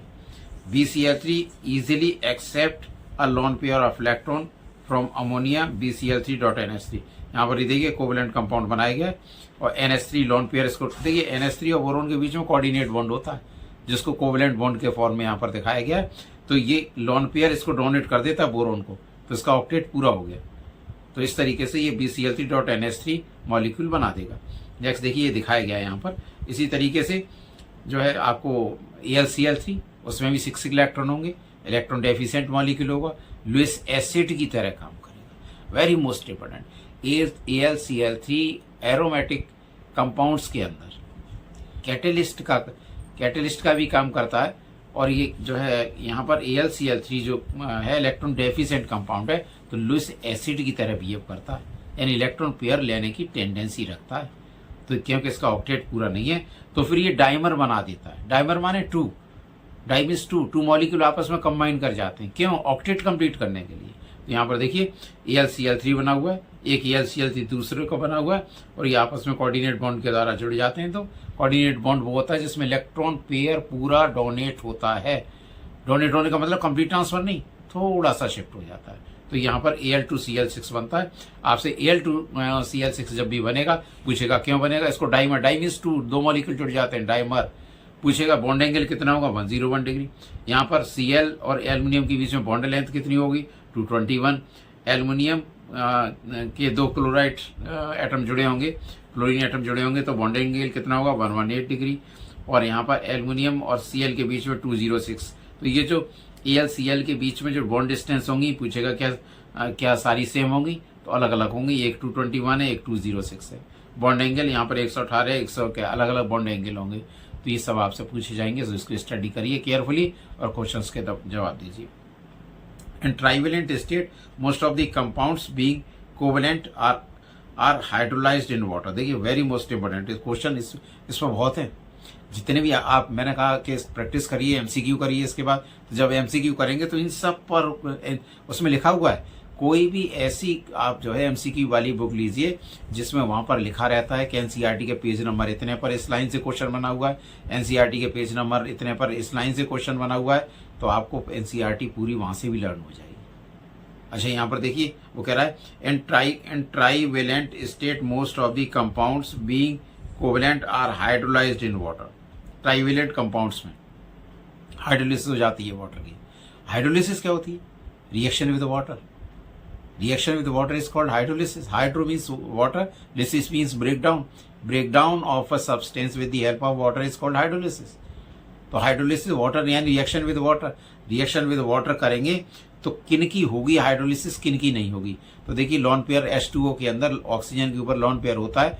जहां पर ये लॉन पेयर डोनेट हो जाए जिसको, यानी वेकेंट डी ऑर्बिटल होंगे, तो वहां पर ये डोनेट हो जाएगा, तो ये लॉन पेयर डोनेट हो जाएगा, तो उनकी हाइड्रोलिसिस हो जाएगी। जहां ये डोनेट नहीं होगा, वेकेंट डी ऑर्बिटल नहीं है, to receive the lone pair of electrons donated by water molecules, तो उनकी उन कंपाउंड्स की हाइड्रोलिसिस नहीं हुआ करती। तो यहाँ पर देखिए, and trivalent state most of the compounds being covalent are hydrolysed in water. For example, the trichlorides on hydrolysis in water form tetrahedral MOH का होल 4। ये बना देगा हाइड्रोलिसिस के बाद। Species, the hybridisation state of element M is sp3, aluminium chlor sp3। इसके अंदर MOH का whole 4 1 negative, तो ये जो कंपाउंड बनेगा इसके अंदर sp3 हाइब्रिडाइजेशन होगा। ठीक है। Aluminium chloride is acidified aqueous solution form octahedral. Aluminium जो बनाएगा वो कंपाउंड बनाएगा सॉल्यूशन AlH2 का whole 6 3 positive ion. In this complex ion, the 3d orbitals of aluminum are involved and hybridization of aluminum sp3d2। इनकी सबकी hybridisation याद कर लीजिए। AlOH का होल 6 3 पॉजिटिव पूछेगा, एल्यूमिनियम का हाइब्रिडाइजेशन क्या है, sp3d2। ये सब लर्न कर लीजिए इसको पूरी तरीके से, 1 बार 2 बार 4 बार 6 बार 10 20 बार 50 बार, एज इट इज सेंटेंस आएगा एज इट इज। देखिए नेक्स्ट, देखिए क्वेश्चन इसमें दिया गया है। क्वेश्चन में जो है आपको कह रहा है कि predict about the formation of M3+ ion in solution and compare the electropositive character of the 2 metal. यानी 2 मेटल यहाँ पर सबका जो है स्टैंडर्ड इलेक्ट्रोड पोटेंशियल दिया गया है और उसको कंपेयर करके क्वेश्चन बताना है। Predict about the formation of M3+ ion in solution and compare the electropositive character को कंपेयर करना है।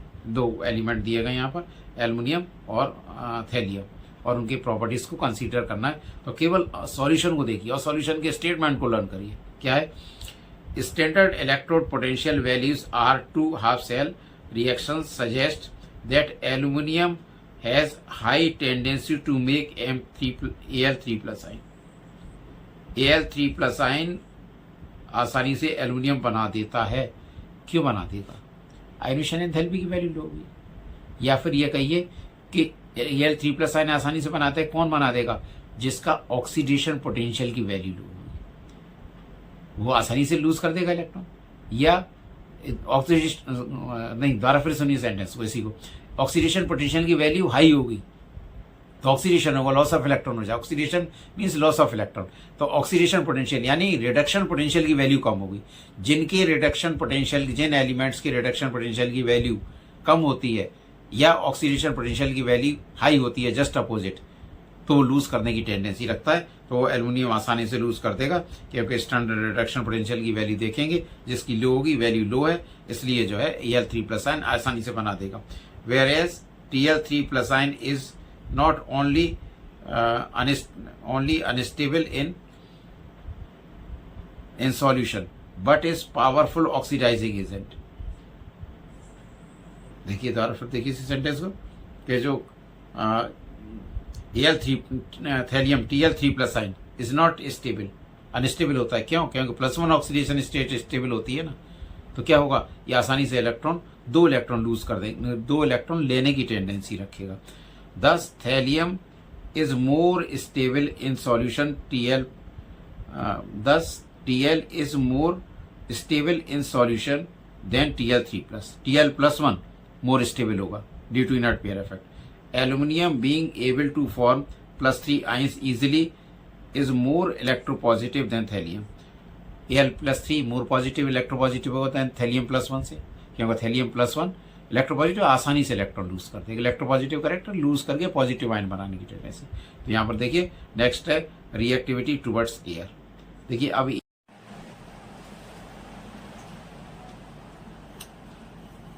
डियर स्टूडेंट्स, आपने अभी 13th ग्रुप पढ़ रहे हैं, आपने स्टडी किया इससे पहले, और प्रॉपर्टीज हमने देखी 13 ग्रुप एलिमेंट्स की। कुछ हमने इससे पहले बताया है, जनरल प्रॉपर्टीज भी बताई हमने आपको, और जनरल प्रॉपर्टीज जो आपने देखी इससे पहले, जिसमें मेनली जो डिस्कस किया गया है वो बोरॉन और एल्यूमिनियम की प्रॉपर्टीज को डिस्कस किया गया है। उसी सीक्वेंस में आगे की प्रॉपर्टीज देखिए। नेक्स्ट जो हमने आपको जो इससे पहले बता दिया, थोड़ा सा जो हम एक क्वेश्चन कराया है हमने जो NCERT में गिवन है, उसके बाद जो है अब कराने जा रहे हैं हम फर्स्ट प्रॉपर्टी से। यहाँ पर लिखा हुआ है रिएक्टिविटी टुवर्ड्स एयर। देखिए, एक मैं आपको चीज़ पहले और ये बात बता दूं, क्लियर कर दूं, जितनी भी रिएक्टिविटी की बात करेंगे ना आप, रिएक्टिविटी तो बोरोन और एल्यूमिनियम की, तो जितनी भी प्रॉपर्टीज आप बोरोन टॉप एलिमेंट्स है, टॉप एलिमेंट है 13 ग्रुप का। इसी तरीके से जितने भी टॉप एलिमेंट होंगे पी ब्लॉक एलिमेंट के, उन किसी में भी डी ऑर्बिटल नहीं होगा, डी सबशेल नहीं होगी। जब डी सबशेल नहीं होगी और वो भी वेकेंट डी सबशेल नहीं होगी, तो जो दूसरा कोई भी एटम होगा या एलिमेंट होगा, वो उसको अगर लोन पेयर डोनेट करना चाहेगा तो वो डोनेट नहीं कर पाएगा। फॉर एग्जाम्पल, जब हाइड्रोलिसिस होती है तो वाटर मॉलिक्यूल का ऑक्सीजन के पास जो लोन पेयर होता है वो डोनेट होता है vacant D orbital. Vacant D orbital है ही नहीं तो फिर हाइड्रोलिसिस नहीं होगी। तो ऐसे जितने भी कंपाउंड्स हैं जिनमें नॉन अवेलेबिलिटी बोलते हैं उसको, non availability of D orbital नहीं है, नॉन अवेलेबिलिटी जो है यानी डी ऑर्बिटल प्रेजेंट नहीं है, तो वो जो लोन पेयर है वो उसको रिसीव नहीं कर पाएगा, तो उसकी हाइड्रोलिसिस नहीं हो पाएगी। ऐसी ही कई सारी प्रॉपर्टीज आप यहाँ पर देखेंगे और हम उसको स्टडी करेंगे। मैं अंडरलाइन तो करा ही रहा हूँ आपको, इसी में जो आपको ये बता रहा हूँ, reactivity towards air, first property है रिएक्टिविटी टुवर्ड्स एयर। अच्छा, एयर से जब भी बात करें तो एयर में जितनी भी बात करेंगे आप, तो एयर में जो प्रॉपर जो रिएक्शंस जितने भी दिए गए, चाहे एनसीईआरटी में हो चाहे दूसरी और किसी बुक में दिए गए हो, तो वहां पर जो दिए गए हैं वो मोस्टली और जो है जो दिए गए हैं और करते भी यही हैं। जैसे ही हम रिएक्टिविटी एयर की बात करेंगे तो एयर के अंदर ऑक्सीजन होगा, यानी ऑक्सीजन से रिएक्शन की बात करेंगे। कार्बन डाइऑक्साइड होगा, कार्बन डाइऑक्साइड की रिएक्शन की बात करेंगे, और ज़्यादा से ज़्यादा बात करेंगे नाइट्रोजन की, अगर रिएक्टिव है उस एलिमेंट के प्रति, तो यानी रिएक्शन है, तो रिएक्शन करता है। तो जो एलिमेंट है यानी बोरोन की हम बात करें, चाहे एल्यूमिनियम की बात करें या और नीचे वाले की बात करें, तो जब ये ऑक्सीजन के साथ कंपाउंड बनाएगा तो ऑक्साइड बनाएगा, एल्यूमिनियम के साथ बनाएगा, एल्यूमिनियम के साथ भी ऑक्साइड बनाएगा, और नीचे जो एलिमेंट्स आएंगे 13 ग्रुप में वो भी ऑक्साइड बनाएगा। तो जो बात करेंगे हम ऑक्साइड की बात करेंगे। अगर हम जो है कार्बन डाइऑक्साइड से रिएक्शन की बात करेंगे तो कार्बोनेट्स बनाएंगे, कार्बोनेट बनाएगा, तो बोरोन बनाएगा, एल्यूमिनियम बनाएगा, ये कार्बोनेट्स बनाएंगे। अगर जो है हम नाइट्रोजन की बात करेंगे तो ये नाइट्राइड बनाएंगे, बोरोन बनाएगा, एल्यूमिनियम।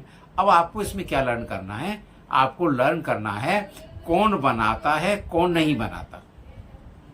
कभी कभी क्या होता है, कुछ एलिमेंट के ऊपर ऑक्साइड की लेयर डिपॉजिट हो जाती है तो फर्दर रिएक्शन रुक जाता है, ऑक्साइड की लेयर डिपॉजिट हो जाने की वजह। किसी में होती है, किसी में नहीं होती, तो वो आपको किस किस में हो जाती है, फर्दर रिएक्शन किससे नहीं होता।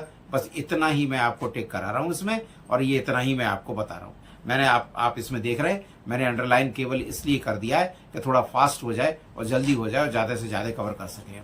देखिए यहाँ पर मैं बता रहा हूँ आपको, रिएक्टिविटी टुवर्ड्स एयर यानी 3 चीज़ों से देखनी है, कार्बन डाइऑक्साइड से, ऑक्सीजन से और नाइट्रोजन से। ये मैंने बता दिया, ऑक्साइड बनाएगा, कार्बोनेट बनाएगा और नाइट्राइड बनाएगा, और जिसके ऑक्साइड जो ऊपर डिपॉजिट हो जाएंगे सरफेस पर, वो फर्दर रिएक्शन रुक जाएगा। देखिए यहाँ पर, boron is unreactive in crystalline form, reaction नहीं करता बोरोन, किससे, एयर से रिएक्शन नहीं करता बोरोन, वेरी मोस्ट इंपॉर्टेंट। अगला है, aluminium forms a very thin oxide layer on the surface which protects the metal from further attack. ये हमने आपको पहले बता दिया कि एल्यूमिनियम जो ऑक्सीजन से रिएक्ट करके ऑक्साइड फिल्म बना देता है जो सरफेस पर डिपॉजिट हो जाती है और फर्दर रिएक्शन रुक जाता है। नेक्स्ट देखिए, अमोर्फस बोरोन। अच्छा, अमोर्फस वर्ड आया, मैं अमोर्फस का मीनिंग बता दूंगा आपको। 2 तरीके के, जो अगर सॉलिड्स को स्टडी करें तो 2 तरीके के आप सॉलिड्स पढ़ेंगे, एक क्रिस्टलाइन और दूसरा amorphous.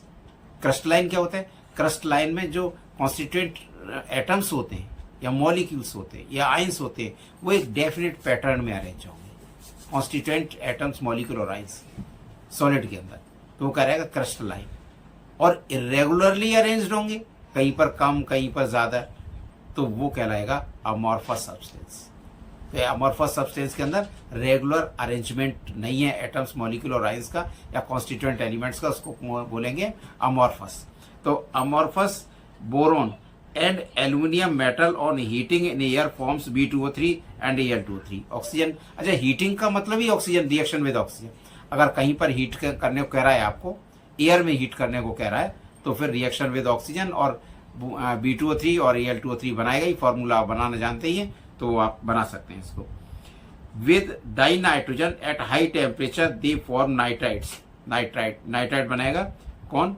With aluminium, aluminium and, देखिए नीचे लिखा हुआ है यहाँ पर, E+O2 gives E2O3, E+N2 En बनाएगा ये, और E मीन्स एलिमेंट, यानी कोई भी एलिमेंट है वो नाइट्राइड बनाएगा, लेकिन हाई टेम्परेचर पर बनाएगा, हाई टेम्परेचर रिक्वायर्ड होगा। देखिए बोरोन ट्राइऑक्साइड। अच्छा एक चीज़ और बता दूँ यहाँ पर कि जो बोरोन है नॉन मेटल है। अच्छा नॉन मेटल क्यों है? इलेक्ट्रॉन नहीं निकल पाएगा भाई आसानी से, आयोनेशन एंथैल्पी की वैल्यू ज़्यादा होगी, तो नॉन मेटालिक प्रॉपर्टी शो करेगा। क्यों साइज छोटा है, फोर्स ऑफ अट्रैक्शन न्यूक्लियस का वैलेंस शेल पर ज़्यादा है, तो इलेक्ट्रॉन आसानी से रिलीज नहीं हो पाएगा। आसानी से रिलीज नहीं होगा तो क्या होगा? मेटालिक कैरेक्टर शो नहीं करेगा। तो जितने भी जो नॉन मेटल्स हैं उनकी ऑक्साइड्स एसिडिक इन नेचर होते हैं, और जितने भी मेटल्स हैं उनकी बेसिक इन नेचर होते हैं। अच्छा ऑक्साइड ये कैसे पता चला? इनको वाटर में डिसॉल्व करेंगे तो जो नॉन मेटल्स हैं उनकी ऑक्साइड एसिड बनाएंगे by the reaction with water, और जो मेटल के जो ऑक्साइड्स होंगे वो मेटलिक ऑक्साइड्स जो होंगे वो वाटर से रिएक्ट करके बेस बनाएंगे, वो बेस बनाएंगे मेटल से रिएक्ट करके। तो ये इसको हम बोलेंगे एसिडिक एंड बेसिक। जो मेटल्स के ऑक्साइड होंगे वो बेसिक इन नेचर होंगे, और नॉन मेटल्स के ऑक्साइड होंगे वो एसिडिक इन नेचर होंगे। और बीच के जो कि मेटल और नॉन मेटल दोनों की प्रॉपर्टी शो करेगा, उनकी ऑक्साइड एम्फोटेरिक होंगे। जरूरी नहीं है डिसॉल्व करने पर एसिडिक और बेसिक दोनों की प्रॉपर्टी शो करेगा। तो अच्छा एम्फोटेरिक कौन कौन से होंगे, ये वेरी मोस्ट इंपॉर्टेंट है, ये आपको लर्न करना है, क्योंकि ये पूछेगा कौन सा ऑक्साइड एम्फोटेरिक है या नहीं, और आप अगर उसमें कॉन्सेप्ट लगाने लगे तो फिर गलत हो जाएगा। जो एनसीईआरटी में लिखा है एज इट इज आपको लर्न करना है, कॉन्सेप्ट आप अपना मन लगाइए, एनसीईआरटी में लिखा है एज इट इज, इसको लर्न कर लीजिए। तो देखिए यहाँ पर boron trioxide is acidic in nature, बताई दिया हमने, and reacts with basic, acidic है तो बेस से रिएक्ट करेगा ही मेटलिक ऑक्साइड से, फॉर्मिंग मेटल बोरेट्स बनाएगा। क्या बनाएगा? मेटल बोरेट्स, यानी जो बोरोन ट्राइऑक्साइड है एसिडिक होगा, मेटेलिक से यानी बेस से रिएक्ट करके क्या बनाएगा? बोरेट्स बनाएगा। Aluminium and gallium oxide are amphoteric, learn कर लीजिए। Aluminium and gallium oxide Al2O3 and Ga2O3, gallium oxide are amphoteric, and those of indium and thallium, ये देखिए ये मेटेलिक हो गए, are basic in their properties, ये basic in nature होंगे। तो ये आप ढंग से कर लीजिए, मैंने अंडरलाइन आपको पहले ही कर दिया, इसलिए कि थोड़ा फास्ट हो सके, क्योंकि ज़्यादा स्लो चलेंगे तो फिर सिलेबस कवर नहीं हो पाएगा। नेक्स्ट देखिए, नंबर सेकंड प्रॉपर्टी है reactivity towards acids and alkalis. Acids and alkalis से रिएक्ट करिए। Boron does not react with acids. आपके 4 ऑप्शन होंगे, इनमें से कौन सा एसिड के साथ रिएक्ट नहीं करता? आंसर होगा बोरोन। तो ये रट लीजिए इस तरीके से। अच्छा रटने का तरीका, एक एक चीज को डेली रिवाइज करिए, डेली रिवाइज करिए, वैसे नहीं होंगे ये बड़ी आसान नहीं है इसको लर्न करना, एज इट इज रटना। एक जितना पढ़ाया आज उतना जो है कल रिवाइज करिए, फिर आगे पढ़िए, परसों दोनों दिन का करिए, फिर तीसरे दिन 3 दिन का करिए, डेली रिवाइज करिए, तभी आप इसको लर्न कर सकते हैं, अदरवाइज जो है आप लर्न नहीं कर पाएंगे।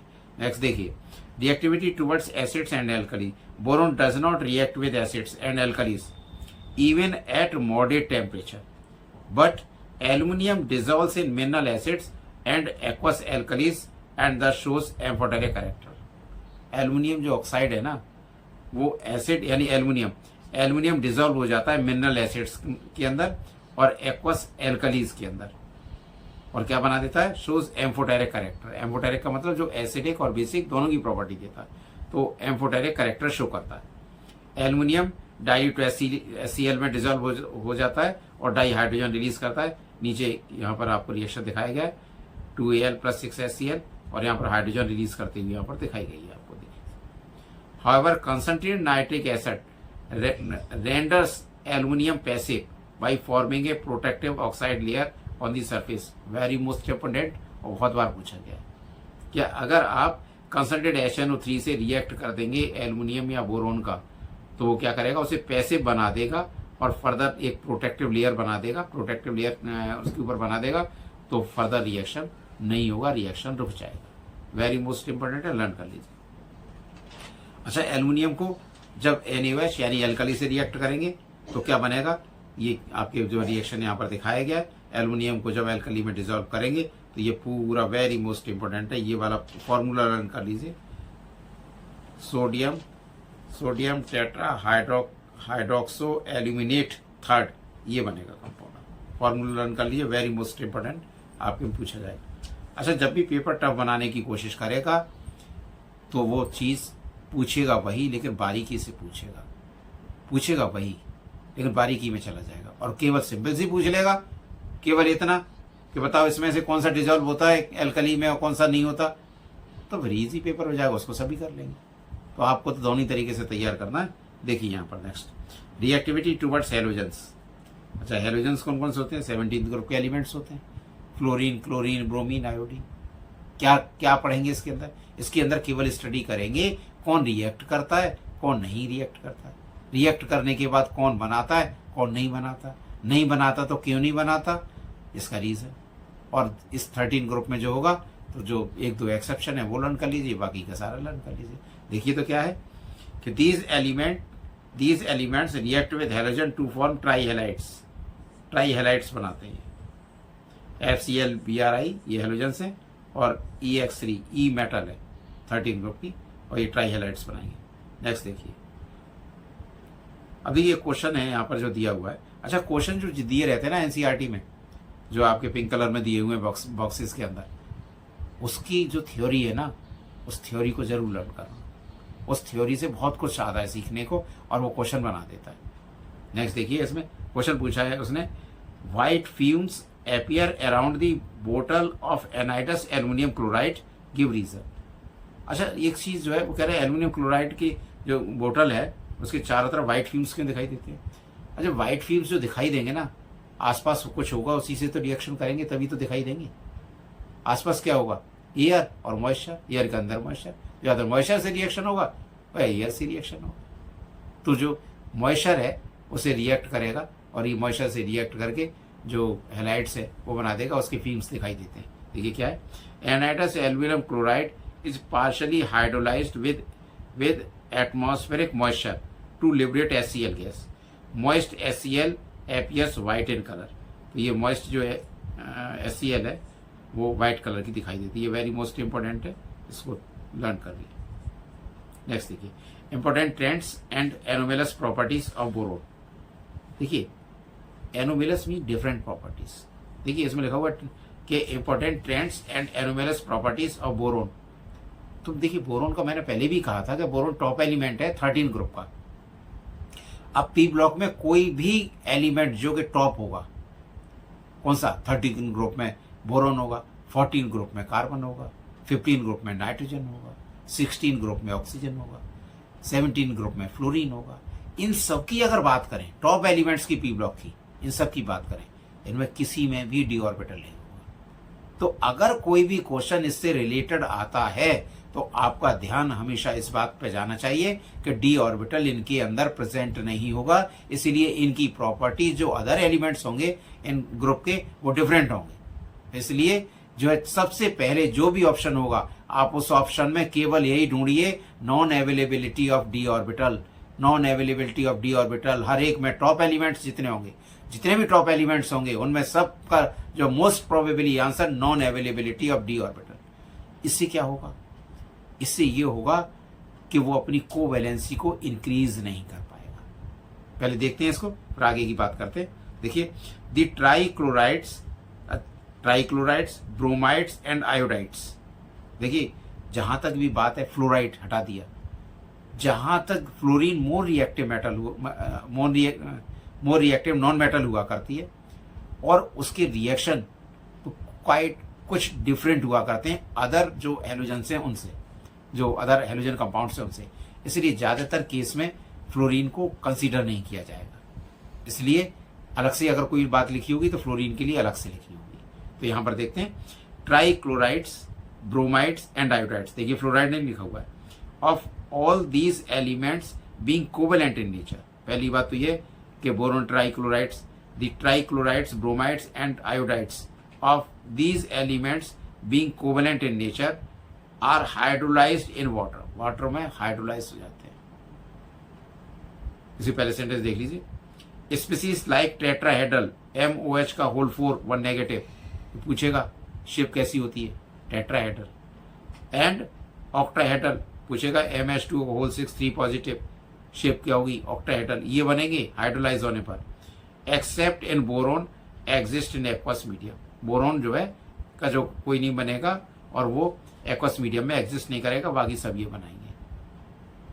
नेक्स्ट देखिए, the मोनोमरिक ट्राइहेलाइड्स being electron deficient.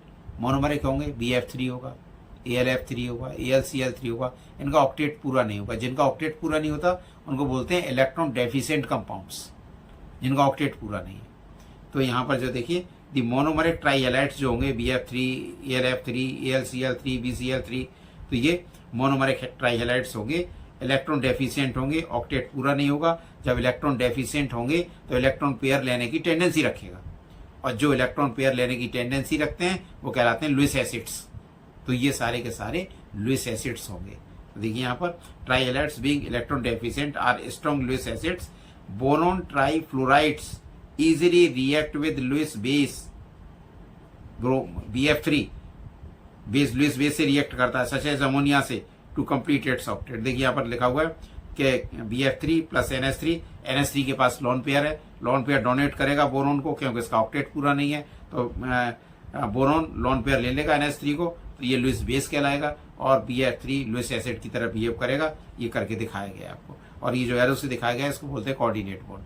Coordinate bond बनेगा जो कि कोवेलेंट टाइप की ही, कोवेलेंट बॉन्ड जो होता है उसी की एक टाइप है। देखिए, it is due to the absence of d orbital that the maximum covalence of boron is 4। Boron की जो कोवेलेंसी है मैक्सिमम 4 हो सकती है, इससे ज़्यादा एक्सपेंड नहीं कर सकती क्योंकि d ऑर्बिटल नहीं होता इसके अंदर। It is due to the absence of d orbital that the maximum covalence of B is 4, boron is 4।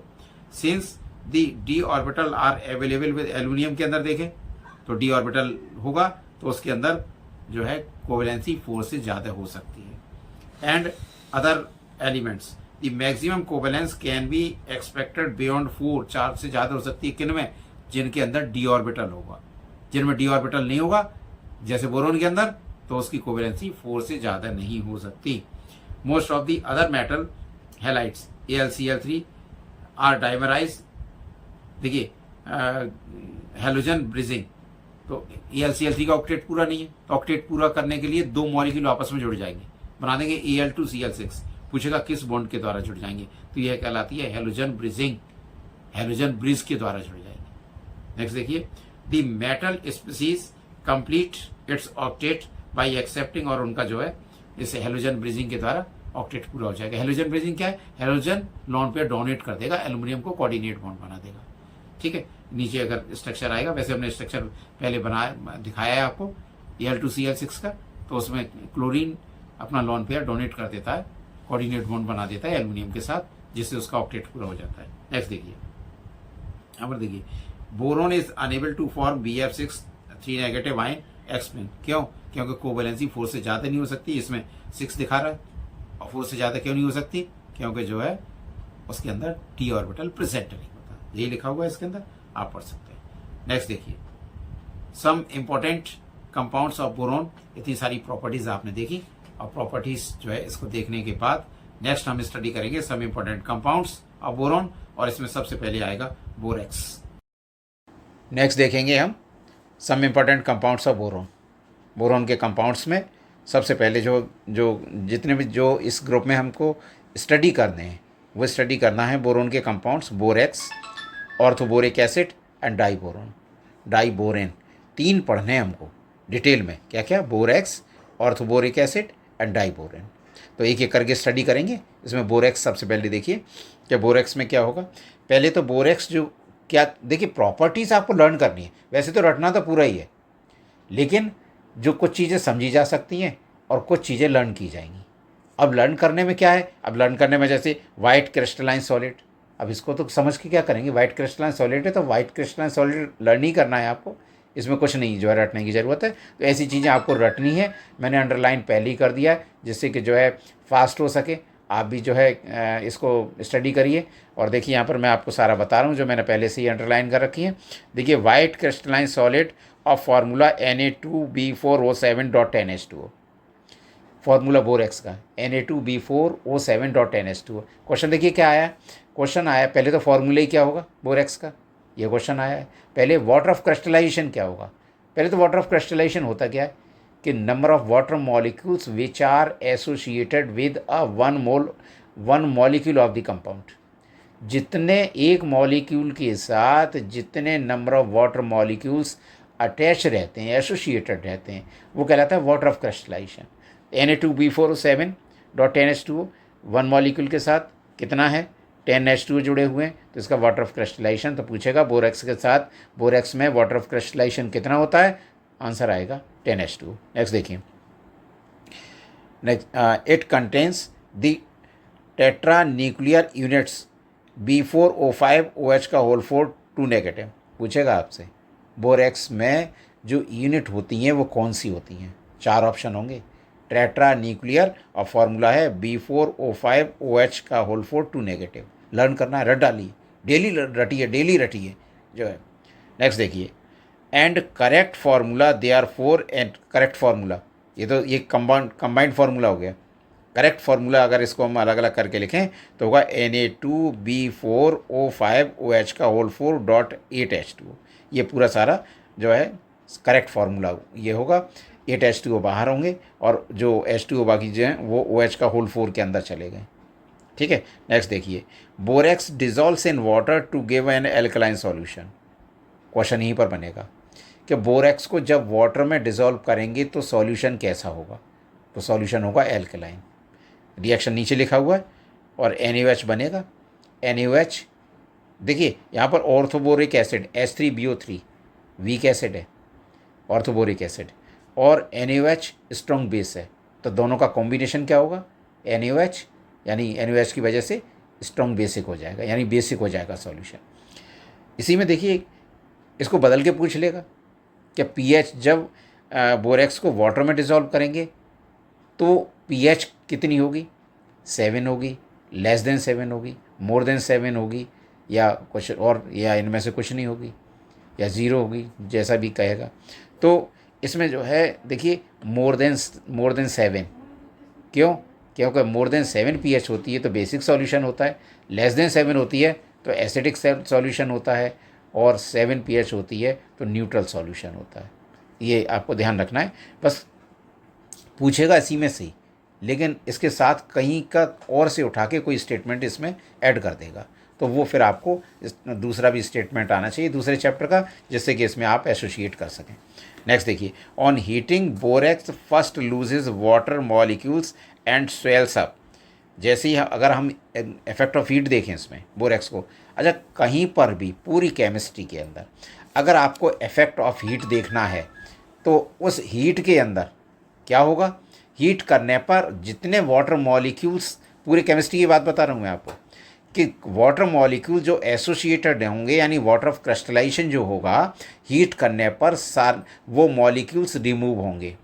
अच्छा एक साथ रिमूव नहीं होते, कई सारे कंपाउंड्स के अंदर आप देखेंगे कि एक साथ रिमूव नहीं होंगे, वो पहले कुछ मॉलिक्यूल्स रिमूव होंगे, फिर और ज़्यादा टेम्परेचर बढ़ाएंगे तो फिर बाकी के हो जाएंगे, और लास्ट में अगर हाई टेम्परेचर और कर दिया तो एनहाइड्रस हो जाएंगे। सबके अंदर ऐसा ही होगा, तो बोरेक्स के अंदर भी यही होगा कि अगर इसको आप हीट करेंगे तो ये पहले लूज वाटर करेगा और नीचे देखिए, नीचे दिखाएगा हीट करने पर, और सोडियम मेटाबोरेट बनेगा, और फर्दर हीट करा तो बनेगा NaBO2 प्लस B2O3 कहलाता है बोरिक एनाइडाइट, और सोडियम NaBO2 बन जाता है।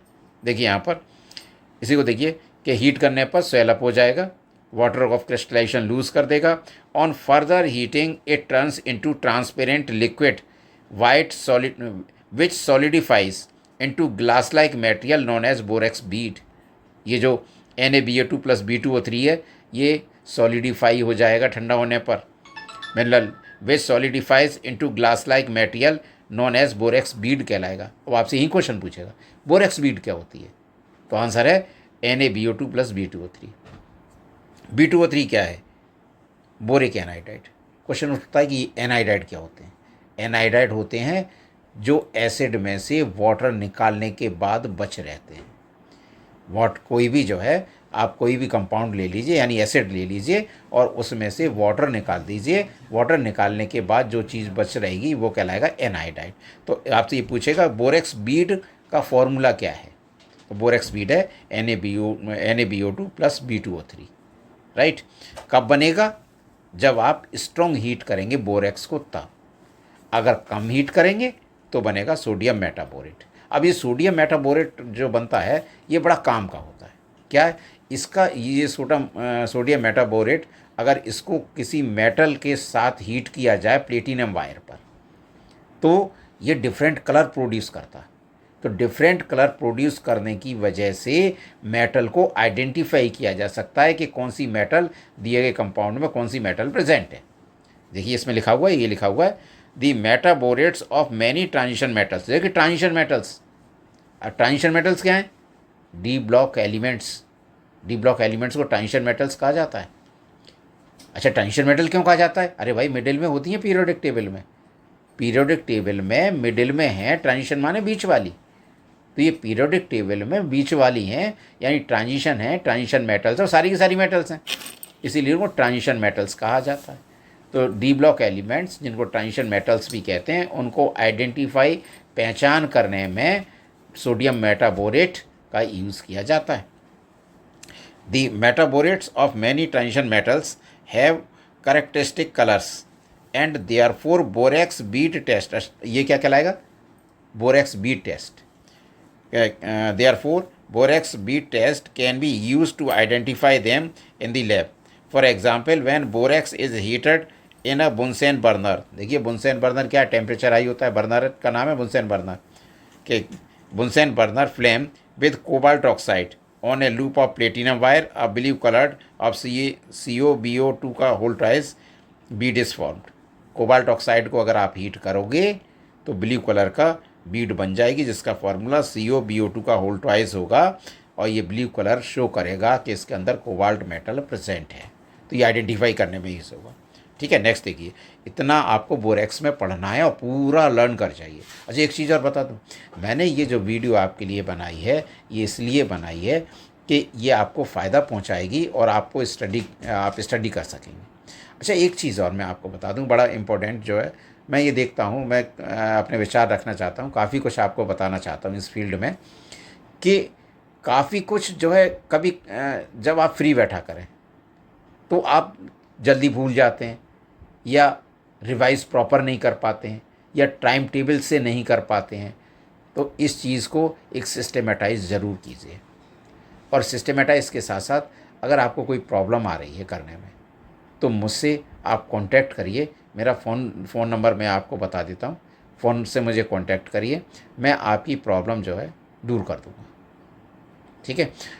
अच्छा एक चीज़ और देखिए कि आप जब कांटेक्ट करेंगे तो केवल वही लोग कांटेक्ट करिए जो वास्तव में सेलेक्ट होना चाहते हैं, क्योंकि हमारे यहाँ का शेड्यूल, मैं जो भी पढ़ाता हूँ मेरी क्लासेस में मैं उन्हीं बच्चों को लेता हूँ जो कि निकल जाते हैं। तो ज़्यादातर जो है मेरे यहाँ के बच्चे सेलेक्ट होते हैं, इसलिए जो है आप लोग जो वास्तव में सेलेक्ट होना चाहते हो और कोई प्रॉब्लम है तो आप मुझसे कांटेक्ट करिए या व्हाट्सअप कर दीजिए फ़ोन पर, मैं लास्ट में आपको फ़ोन नंबर बता दूँगा। नेक्स्ट देखिए, अब बात करते हैं हम ऑर्थोबोरिक एसिड की।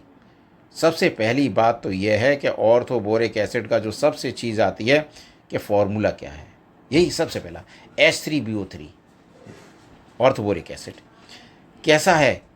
वाइट क्रिस्टलाइन सॉलिड है, वाइट क्रिस्टलाइन सॉलिड है। रटने वाली बात है, इसमें तो कुछ समझाने वाली बात नहीं है। विथ सोपी टच, साबुन जैसा लगता है, सोपी टच होता है इसका। Next, Sprüngli soluble in water, come soluble होता है किसमें, वाटर के अंदर, लेकिन हॉट वाटर के अंदर ये highly soluble in hot water. ये क्वेश्चन आ चुका है कि ये जो ऑर्थोबोरिक एसिड होगा less soluble, sparingly means less soluble in cold water और more soluble in hot water. Next देखिए, it can be prepared by, देखिए जहाँ प्रिपरेशन आती है ना, तो प्रिपरेशन जो आती है वो प्रिपरेशन आप जो है केवल रिएक्शन को ही लर्न कर लिया करिए और बाकी स्टेटमेंट को भी पढ़ने की ज़रूरत नहीं है। तो देखिए यहाँ पर कहा गया है कि बोरेक्स को HCl यानी एक्वस सॉल्यूशन, अगर एक्वस H2O में बोरेक्स को वाटर में डिजॉल्व करके HCl मिला दो तो आपका BOH का होल थ्राइस बन के तैयार हो जाएगा। क्वेश्चन उठता है BOH का होल थ्राइस, ये तो H3BO3 था, BOH का होल थ्राइस OH आ गया। ये क्वेश्चन वेरी मोस्ट इंपॉर्टेंट, बहुत बार आया और हर कॉम्पिटिशन में आया। क्या OH आ गया, ये तो बेस बन गया था, ये एसिड। तो इसको लिखने का तरीका है, अगर इसका स्ट्रक्चर बनाएंगे तो ये H3BO3 ही बनेगा। ठीक है, नेक्स्ट देखिए, इसमें ये आपसे पूछेगा BOH3 का whole thrice is an acid base salt, क्या है इसमें से, तो एसिड है, कौन सा, ऑर्थोबोरिक एसिड। नेक्स्ट देखिए, इट इज नेक्स्ट देखिए, it has a layer structure in which planar BO3 units, यहीं पर देखिए H3BO3 या ऑर्थोबोरिक एसिड में कौन सी लेयर होंगी, स्ट्रक्चर अगर हम देखें तो लेयर स्ट्रक्चर होगा जिसमें BO3 यूनिट्स प्रेजेंट होंगी। सब पूछी जा चुकी हैं, बस आपका पढ़ना बाकी है, सारी सब चीज़ पूछी जा चुकी हैं और आप जो है इसको पढ़िए, रट डालिए कि कौन कौन सी यूनिट होंगी। तो BO3 यूनिट्स होती हैं, यूनिट्स आर, नेक्स्ट देखिए जो है जॉइंड बाई हाइड्रोजन बॉन्ड्स, बस यही क्वेश्चन। BO3 यूनिट्स जो लेयर्ड स्ट्रक्चर होता है ऑर्थोबोरिक एसिड का, उसमें जो BO3 यूनिट्स होती हैं वो किस बॉन्ड के द्वारा जुड़ी होती हैं, आंसर है हाइड्रोजन बॉन्ड्स के द्वारा। नेक्स्ट देखिए कि ये यहाँ पर दिखाया गया है, देखिए ये BOH का होल 4 और इसको जो है इस तरीके से दिखाया गया, देख लीजिए आप यहाँ पर, और इसको हाइड्रोजन बॉन्ड्स के द्वारा। अच्छा, hydrogen bonds co dot dot से दिखाते हैं, अगर आप सिंगल के एक स्ट्रेट लाइन बना देंगे, एक सॉलिड लाइन बना देंगे तो वो सॉलिड लाइन कोवेलेंट बॉन्ड दिखाता है, और डॉट डॉट कहीं पर लगा हो हाइड्रोजन बॉन्ड, तो ये हाइड्रोजन बॉन्ड जहाँ जहाँ डॉट डॉट दिखाए गए वो BO3 यूनिट्स जुड़ी हुई हैं हाइड्रोजन बॉन्ड्स के द्वारा और H3BO3 बना रही हैं। नेक्स्ट देखिए, boric acid is a weak monobasic acid, monobasic acid होता है H3BO3। अच्छा, एक चीज़ और, आपको ये मोनोबेसिक होता है, यार एसिड है तो एसिडिक होना चाहिए, तो एसिड की बेसिसिटी देखते हैं और बेस की एसिडिटी देखते हैं, ये आप जरूर ध्यान रखिए। एसिड की बेसिसिटी देखेंगे और बेस की एसिडिटी देखेंगे। तो यहाँ पर मोनोबेसिक एसिड है, it is not a protonic acid, protonic acid नहीं है। क्वेश्चन उठता है ये क्या होता है प्रोटोनिक एसिड, ऐसे एसिड्स जो कि सॉल्यूशन एक्वस सॉल्यूशन के अंदर प्रोटॉन दिया करते हैं, या ऐसे सॉल्यूशन जो प्रोटॉन डोनेट करते हैं, ये कहिए तो ज़्यादा सही है। तो जो प्रोटॉन डोनेट करते हैं, H पॉजिटिव आयन को प्रोटॉन बोलते हैं, क्योंकि इलेक्ट्रॉन जब निकल जाता है तो उसके अंदर केवल प्रोटॉन बचता है, इसलिए उसको प्रोटॉन बोलते हैं। तो जो सॉल्यूशन में H पॉजिटिव आयन प्रोटॉन देते हैं वो कहलाते हैं प्रोटोनिक एसिड, जैसे HCl सॉल्यूशन के अंदर H पॉजिटिव आयन देगा, प्रोटॉन देगा, ये प्रोटोनिक एसिड है। इसी तरीके से HNO3, H2SO4 या और CH3COOH, ये सारे प्रोटॉन देते हैं, ये प्रोटोनिक एसिड है। H3BO3 प्रोटोनिक एसिड नहीं है। अरे प्रोटोनिक एसिड नहीं है तो फिर ये एसिड, फिर एसिड क्यों कह रहे हैं इसको, एसिड की प्रॉपर्टी क्यों दे रहा है, एसिड की प्रॉपर्टी आगे देखिए, सेंटेंस इसमें लिखा है कि क्यों देता है। देखिए यहाँ पर, but protonic acid, but acid as Lewis acid by accepting electrons from a hydroxyl ion, ये लुईस एसिड है। लुईस एसिड, क्वेश्चन उठता है लुईस एसिड क्या होते हैं भाई, लुईस कॉन्सेप्ट साइंटिस्ट का नाम है, लुईस ने जो कॉन्सेप्ट दिया वो लुईस कॉन्सेप्ट के नाम से जाना जाता है, एसिड बेस्ड कॉन्सेप्ट है। और इसके अकॉर्डिंग जो एसिड्स हुआ करते हैं वो इलेक्ट्रॉन पेयर एक्सेप्टर हुआ करते हैं, इलेक्ट्रॉन पेयर को लेने वाले वो कहलाते हैं एसिड्स, और इलेक्ट्रॉन पेयर डोनर जो होते हैं वो कहलाते हैं बेस। तो ये हाइड्रोबोरिक एसिड है, इलेक्ट्रॉन पेयर एक्सेप्टर होता है, इलेक्ट्रॉन पेयर लेता है। क्वेश्चन उठता है किससे लेता है? OH आयन से। OH आयन कहाँ से आता है? वाटर से, जब वाटर में डिजॉल्व करते हैं तब। तो OH आयन ले लेगा तो क्या हो जाएगा? H आयन निकल जाएगा, H आयन रह जाएगा उसके अंदर, तो फिर वो एसिड की प्रॉपर्टी देगा। तो OH आयन ये इलेक्ट्रॉन पेयर लेगा, OH आयन डोनेट करेगा वाटर का, H पॉजिटिव आयन रिलीज हो जाएगा, जिसकी वजह से वो एसिडिक प्रॉपर्टी शो करेगा। यहाँ पर देखिए दिखाया गया है हाइड्रोक्सिल लाइन BOH3 को HOH से लेकर BOH का whole 4 1 negative plus H3O positive. आप कहेंगे H आयन कह रहे थे, अभी H3 पॉजिटिव लिखा गया। अरे भाई H आयन जो होगा वो H2O से जुड़ के H3O positive ion hydronium ion बना देगा, H3O पॉजिटिव आयन। तो H पॉजिटिव का हो या हाइड्रोनियम आयन का हो, एक ही बात है। ठीक है, नेक्स्ट देखिए, on heating orthoboric acid above 370 kelvin forms है मेटाबोरिक एसिड। देखो 370 केल्विन से एबव कर दोगे तो मेटाबोरिक एसिड बन जाएगा, जिसका फार्मूला HbO2 है, जिसका फार्मूला HbO2 है, which on further heating yields boric oxide B2O3 बना देता है। सीधे सीधे रटना, इसमें कुछ नहीं। ठीक है, नेक्स्ट आ जाइए। अच्छा क्वेश्चन देखिए, अच्छा क्वेश्चन है, बढ़िया क्वेश्चन है कि why is boric acid considered as a weak acid. Weak acid ऐसा क्या होता है? वीक एसिड क्या होता है? Because it is not able to release H ions on its own, it receives OH ions from water molecule to complete its octet and in turn release H ions. बता दिया हमने, वो electron pair accept करता है OH ion, water के OH ion से H ion release करता है, इसलिए वीक एसिड है। ठीक है, नेक्स्ट देखिए, ये पूरा था ऑर्थोबोरिक एसिड के बारे में। आपने 2 पढ़े, 3 कंपाउंड स्टडी करने हैं आपको। कौन कौन से? एक तो करना है आपको बोरेक्स और दूसरा करना है ऑर्थोबोरिक एसिड, और दोनों ही कंप्लीट हो गए।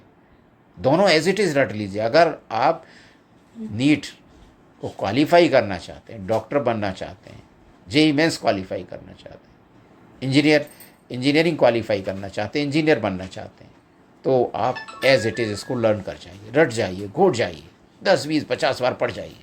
नेक्स्ट देखिए, इसको डाइबोरोन को देखेंगे, जो कि अगला कंपाउंड है बोरोन का। देखिए डाइबोरोन सबसे पहले के B2S6 फार्मूला। डाइबोरोन क्या होता है? B2S6 क्यों कहते हैं? Di means 2, borane BH3 borane, di दो मॉलिक्यूल जुड़े हुए हैं, B2S6 BH3 का उल्टाइज कर दीजिए तो इसको डाइबोरेन कहा जाएगा। देखिए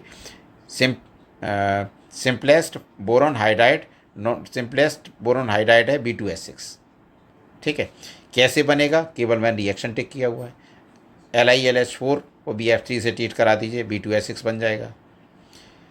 a convenient lab method for the preparation of diboron involves the oxidation of sodium borohydride with iodine। Sodium borohydride को आयोडीन से ट्रीट कर दो, तो ये सिंपलेस्ट मेथड है, ऑक्सीडेशन मेथड है। अच्छा, ये ऑक्सीडेशन मेथड है, ध्यान रखिए। वैसे भी आप जो है, आप इतना तो जानते ही होंगे ऑक्सीडेशन रिडक्शन, तो NaBH4 सोडियम बोरोहाइड्राइड को I2 से ट्रीट कर दोगे तो B2S6 बन जाएगा। नेक्स्ट देखिए, diborane is produced on industrial scale पे कैसे करेंगे? BF3 को NaH सोडियम हाइड्राइड से ट्रीट कर देंगे, B2S6 बन जाएगा। पूछेगा इंडस्ट्रियल मेथड कौन सा है। ठीक है, अच्छा टेम्परेचर भी पहले पूछता था, लेकिन अब टेम्परेचर नहीं पूछता, टेम्परेचर करके वो हीट का साइन ही बना देगा और आपसे पूछ लेगा। Diborane is a colourless highly toxic gas, colourless highly toxic gas हुआ करती है। बॉइलिंग पॉइंट 180 केल्विन होता है। Diborane catches fire spontaneously upon air में खुला छोड़ दो तो डाइबोरेन तुरंत ही आग पकड़ लेती है। नेक्स्ट देखिए, कि spontaneous exposure to air, it burns in oxygen releasing an इनवॉर्मल, ऑक्सीजन में की प्रेजेंस में जलना शुरू होती है, बहुत सारी हीट प्रोड्यूस करती है। देखिए यहाँ पे लिखा है ΔCH, नीचे रिएक्शन लिखा है, रिएक्शन में लिखा है ΔCH नॉट लगा हुआ है। ठीक है, -1976 किलोजूल पर मोल। देखिए इसी को मैं थोड़ा सा इसी में समझाऊँ। ΔCH, C means combustion, enthalpy. देखिए डेल्टा का मतलब change, H means enthalpy, enthalpy change of combustion, C enthalpy change of combustion, C for combustion. Combustion means reaction with oxygen at high temperature, यानी जलाओ उसको, ऑक्सीजन की presence में जलाओ। तो ΔCH नॉट नॉट लग जाए तो standard, standard enthalpy change of combustion, standard enthalpy change of combustion ये -1। अच्छा, नेगेटिव का मतलब हीट रिलीज होगी, हीट रिलीज होगी, इतनी सारी हीट रिलीज होगी 1976 किलो जूल पर मोल। अच्छा, standard enthalpy of combustion 1 mole substance का कंप्लीटली कंबस्ट करने पर, 1 मोल सब्सटेंस, तो यहाँ देखिए 1 मोल कम जो है 1 मोल को ही कंप्लीटली जो है बर्न किया गया है, पूरा बता दिया मैंने enthalpy of combustion. 1 mole compound का कंप्लीटली कंबशन करने पर जितने अमाउंट ऑफ एंथैल्पी चेंज होगा, जितने अमाउंट ऑफ एनर्जी रिलीज होगी तो माइनस साइन आएगा, डेल्टा सी एच स्टैंडर्ड जो है -197 इतनी हीट रिलीज होगी। नेक्स्ट देखिए, most of the higher boranes are also spontaneously inflammable in air. ज़्यादातर डाइबोरेन, जितनी भी जो बोरेन्स आप स्टडी करेंगे हायर बोरेन्स, वो सारी इन्फ्लेमेबल होती हैं। नेक्स्ट देखिए, boranes are readily hydrolysed by water के साथ हाइड्रोलाइज हो जाएंगी to give a boric acid बना देंगी BOH का होल थ्राइस, लर्न कर लीजिए। Diborane undergoes cleavage reactions, diborane cleavage reactions का मतलब जो है ब्रेक हो जाएंगी। Diborane undergoes cleavage reactions with Lewis base to give borane adducts BH3L। देखिए, L का मतलब है लुइस बेस। एडक्ट्स क्या होते हैं? एडक्ट्स का मतलब है कि जब किसी कंपाउंड के अंदर कोऑर्डिनेट बॉन्ड बनता है तो जो प्रोडक्ट बनता है उसको एडक्ट्स कहते हैं। ये पूछा जा चुका कॉम्पिटिशन में, एडक्ट क्या होता है? कोऑर्डिनेट बॉन्ड बना दो, एडक्ट कहलाएगा। कोऑर्डिनेट बॉन्ड जब बनेगा तो वो एडक्ट कहलाएगा। तो एडक्ट्स बना देते हैं B2H6 के साथ, नीचे रिएक्शन लिखा हुआ है तो आप उसको जो है बना देख लीजिए, लर्न कर लीजिए इसको। नेक्स्ट देखिए, reaction of ammonia with diborane gives, देखिए अमोनिया के साथ क्या बनाएगा B2H6.2NH3, लर्न कर लीजिए, रट लीजिए क्या बनाएगा। विच इज़ फॉर्मुलेटेड एज, जिसको कि इस तरीके से कहा जाता है NH3 BH2, NH3 का होल ट्राइस, पॉजिटिव आइन BH4। देखिए जितना पॉजिटिव होता है उतना ही नेगेटिव होता है, तो BH4 नेगेटिव लगा दीजिए। फर्दर हीटिंग, अगर हीट कर दें इसको, यानी B2H6.2NH3 अमोनिया के साथ जो कंपाउंड बनेगा जिसको कि इस फॉर्म में कहा गया है, अगर उसको हीट कर दें तो बोराजीन बन जाता है, जिसका फॉर्मूला है B3N3H6, जिसको इनऑर्गेनिक बेंजीन भी कहते हैं। देखिए B3N3H6 पूछेगा इनऑर्गेनिक बेंजीन कौन सी है, तो ये याद कर लीजिए बोराजीन कहलाती है। वेरी मोस्ट इम्पोर्टेंट, बहुत बार पूछा गया है। इन view of its ring structure with alternate BH and NH groups, तो देखिए ये पूरा बोराजीन ही है और बोराजीन इसमें लिखा हुआ है, आप लर्न कर लीजिए इसको। नेक्स्ट देखिए, दी स्ट्रक्चर ऑफ डाइबोरेन, और ये वेरी मोस्ट इम्पोर्टेंट, इसको रट जाइए, बिल्कुल पूरी तरीके से रट जाइए। इसमें लिखा है कितने हाइड्रोजन बॉन्ड्स प्लेन में होंगे, कितने नॉन प्लेन में होंगे, नॉन प्लेनर होंगे, तो बस कितने टर्मिनल होंगे, कितने हाइड्रोजन बॉन्ड्स होंगे, ये सारे इसमें लिखा हुआ है। एज इट इज़ मैं पढ़ रहा हूँ, एज इट इज़ रट चाहिए इसको। देखिए क्या क्या है जो है, the 4 terminal hydrogen atoms and the 2 boron atoms lie in 1 plane. पूछेगा 1 प्लेन में कितने हाइड्रोजन एटम्स होते हैं, तो 4 terminal hydrogen atoms and the 2 boron atoms lie in 1 plane. रट लीजिए, बहुत बुरी तरीके से रट लीजिए इसको। नेक्स्ट देखिए कि above and below this plane, ऊपर नीचे कितने होंगे इस प्लेन के, there are 2 bridging hydrogen atoms. पूछेगा ऊपर नीचे कितने ब्रिजिंग हाइड्रोजन एटम्स होते हैं, तो 2 होते हैं। नेक्स्ट देखिए, the 4 terminal BH bonds are regular two centre 2 electron bonds, while the 2 bridge BHB bonds are different and can be described in terms of 3। देखिए पूरा ये जो स्ट्रक्चर दिया गया है, इसमें पूरा स्ट्रक्चर बॉन्ड एंगल कितने प्लेन में, कितने जो है एबव एंड बिलो प्लेन है, और कितने जो है देखिए described BHB bonds are different and can be described, कितने डिफरेंट हैं, कितने सेम टाइप की हैं, ये सारा इसमें लर्न कर जाइए। ठीक है, जैसा लिखा हुआ है उसको जो है लर्न कर चाहिए। इसमें देखिए कि entire 2 electron bonds shown in figure. Next देखिए, boron also forms a series of hydridoborates. बहुत सारे सीरीज ऑफ हाइड्राइडोबोरेट्स का मतलब बहुत सारे हाइड्राइडोबोरेट्स बना देता है। द मोस्ट इम्पोर्टेंट जिसमें एक है BH4 1 नेगेटिव। ये most important one is the tetrahedral BH4 1 negative. अच्छा, टेट्राहेड्रल आप समझते हैं, sp3 हाइब्रिडाइजेशन होगा तो टेट्राहेड्रल शेप बनेगी, ठीक है। Tetrahydridoborates of several metals are known. Lithium और सोडियम के साथ टेट्राहाइड्राइडोबोरेट्स बनाए गए हैं, इनको बोरोहाइड्राइड्स भी बोलते हैं। और कैसे बनाए जाएंगे नीचे दिखाया गया है। B2S6 का MH, M का मतलब Li और सोडियम के साथ बनाओ तो ये M पॉजिटिव BH4 1 नेगेटिव बन जाएगा। स्ट्रक्चर ये दिया गया है, देख लीजिए नेक्स्ट। अच्छा, इसको मैंने जो फास्ट इसलिए कर दिया कि आपको एज इट इज़ रटना है, इसमें कोई समझाने वाली बात नहीं। जो समझाने वाली बात नहीं है उसको रटना ही है, तो उसको आपको 10 20 50 बार उसको लर्न करिए, जो है उसमें कोई चीज़ समझाने वाली बात नहीं है। जहाँ समझाने वाली बात है, कोई भी प्रॉपर्टी चेंज हो रही है तो क्यों चेंज हो रही है, वो या एसिडिक सॉल्यूशन होगा तो क्यों होगा, बेसिक सॉल्यूशन क्यों होगा, तो जो समझाने वाली बात है मैं साथ के साथ समझा रहा हूँ। इसमें कोई भी चीज़ समझाने वाली नहीं थी। कितने हाइड्रोजन एटम्स प्लेन में हैं, कितने नॉन प्लेन में हैं, कितने एबव दी प्लेन हैं, कितने बिलो दी प्लेन हैं, कितना बॉन्ड एंगल पर हैं, और कितने जो है इसमें जो है अगर प्रेजेंट हैं तो किस यूनिट के फॉर्म में, यानी कौन कौन से आयन के फॉर्म में प्रेजेंट हैं। तो बस यही आपको लर्न करना है। इसमें क्या सीधा सीधा रटना है। नेक्स्ट देखिए, both Li BH4 and sodium borohydride are used as reducing agent. देखिए मैंने बताया कि बोरोहाइड्राइड्स जो है लिथियम और सोडियम की, ये वेरी मोस्ट इंपॉर्टेंट है। Lithium borohydride LiBH4 and NaBH4 sodium borohydride, ये रिड्यूसिंग एजेंट की तरह बिहेव करते हैं। रिड्यूसिंग एजेंट जानते ही होंगे, नहीं तो फिर नेक्स्ट चैप्टर में पढ़ेंगे। इन ऑर्गेनिक सिंथेसिस बहुत ईज होंगे ये ऑर्गेनिक केमिस्ट्री के अंदर। नेक्स्ट आ जी, यूजेज ऑफ बोरोन। देखिए uses of boron very most important, कहाँ कितना यूज़ होते हैं। Uses of boron and aluminium and their compounds. आप जानते हैं पूरा का पूरा रटना है एज इट इज़, मुझे पढ़ के बताना है कहाँ कहाँ होना है।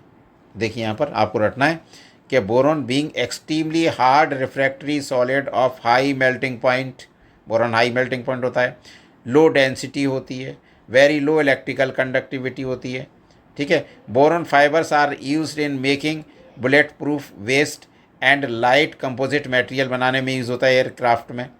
दी B10 isotope has high ability to absorb neutrons.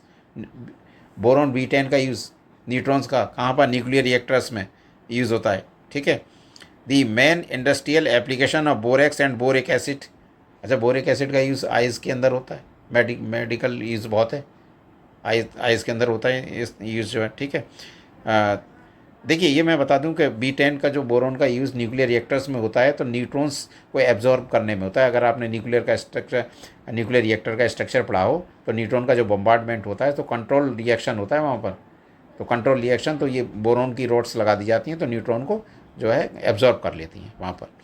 Borax and boric acid manufacture of heat resistant glasses बनाया। अच्छा, हीट रेजिस्टेंट ग्लासेस जो होते हैं, कांच ग्लासेस होते हैं, तो उसको पायरेक्स बोलते हैं, हीट रेजिस्टेंट ग्लास को, तो पायरेक्स बनाने में यूज़ होता है। ग्लास वूल फाइबर ग्लास बनाए जाते हैं। Borax is also used as flux for soldering metals, solder करना, सोल्डरिंग में जो यूज़ होता है, मेटल को टाँका वाँका लगाने में जो उसमें यूज़ होता है। For heat scratch and stain resistant glazed coating and medicinal soaps वगैरह बनाए जाते हैं। Aqueous solution of orthoboric acid is generally used as a mild antiseptic होता है, इसीलिए तो आंखों में यूज़ किया जाता है डालने के लिए। तो आंखें वगैरह जो है अगर रेड वगैरह हो जाती हैं तो उसमें यूज़ होता है। अब आते हैं एल्युमिनियम। आप जानते हो कि वाइट मेटल, अच्छा एल्युमिनियम के तो आप खुद ही पढ़ सकते हो, डेली लाइफ में यूज़ होते हैं, बहुत सारे एलॉय वगैरह यूज़ होते हैं, तो ये आप इसको खुद ही पढ़ सकते हैं। तो ये था आपको जो है पढ़ाया, और बड़ी जो है अच्छी तरीके से पढ़ाया है। आपको बार बार 10 20 50 बार इसको लर्न कर लीजिए। किसी से कुछ, देखिए जितने आप सजेशन लेंगे किसी से, बस उतना ही नेगेटिव आप करेंगे। जो सीधा आपके पास NCERT की बुक है, सीधी NCERT की बुक पढ़िए, सामने बुक रखी हुई है, आप सामने हैं, 10 20 50 बार घोट के पी जाइए। इसके अलावा कुछ मत किसी से पूछिए अगर आप नीट क्वालिफाई करना चाहते हैं तो आज का 13 ग्रुप हमारा यहीं पर समाप्त हो रहा है। नेक्स्ट वीडियो में हम स्टडी करेंगे 14 ग्रुप, और तब आप नेक्स्ट वीडियो हमारा देखते रहिए।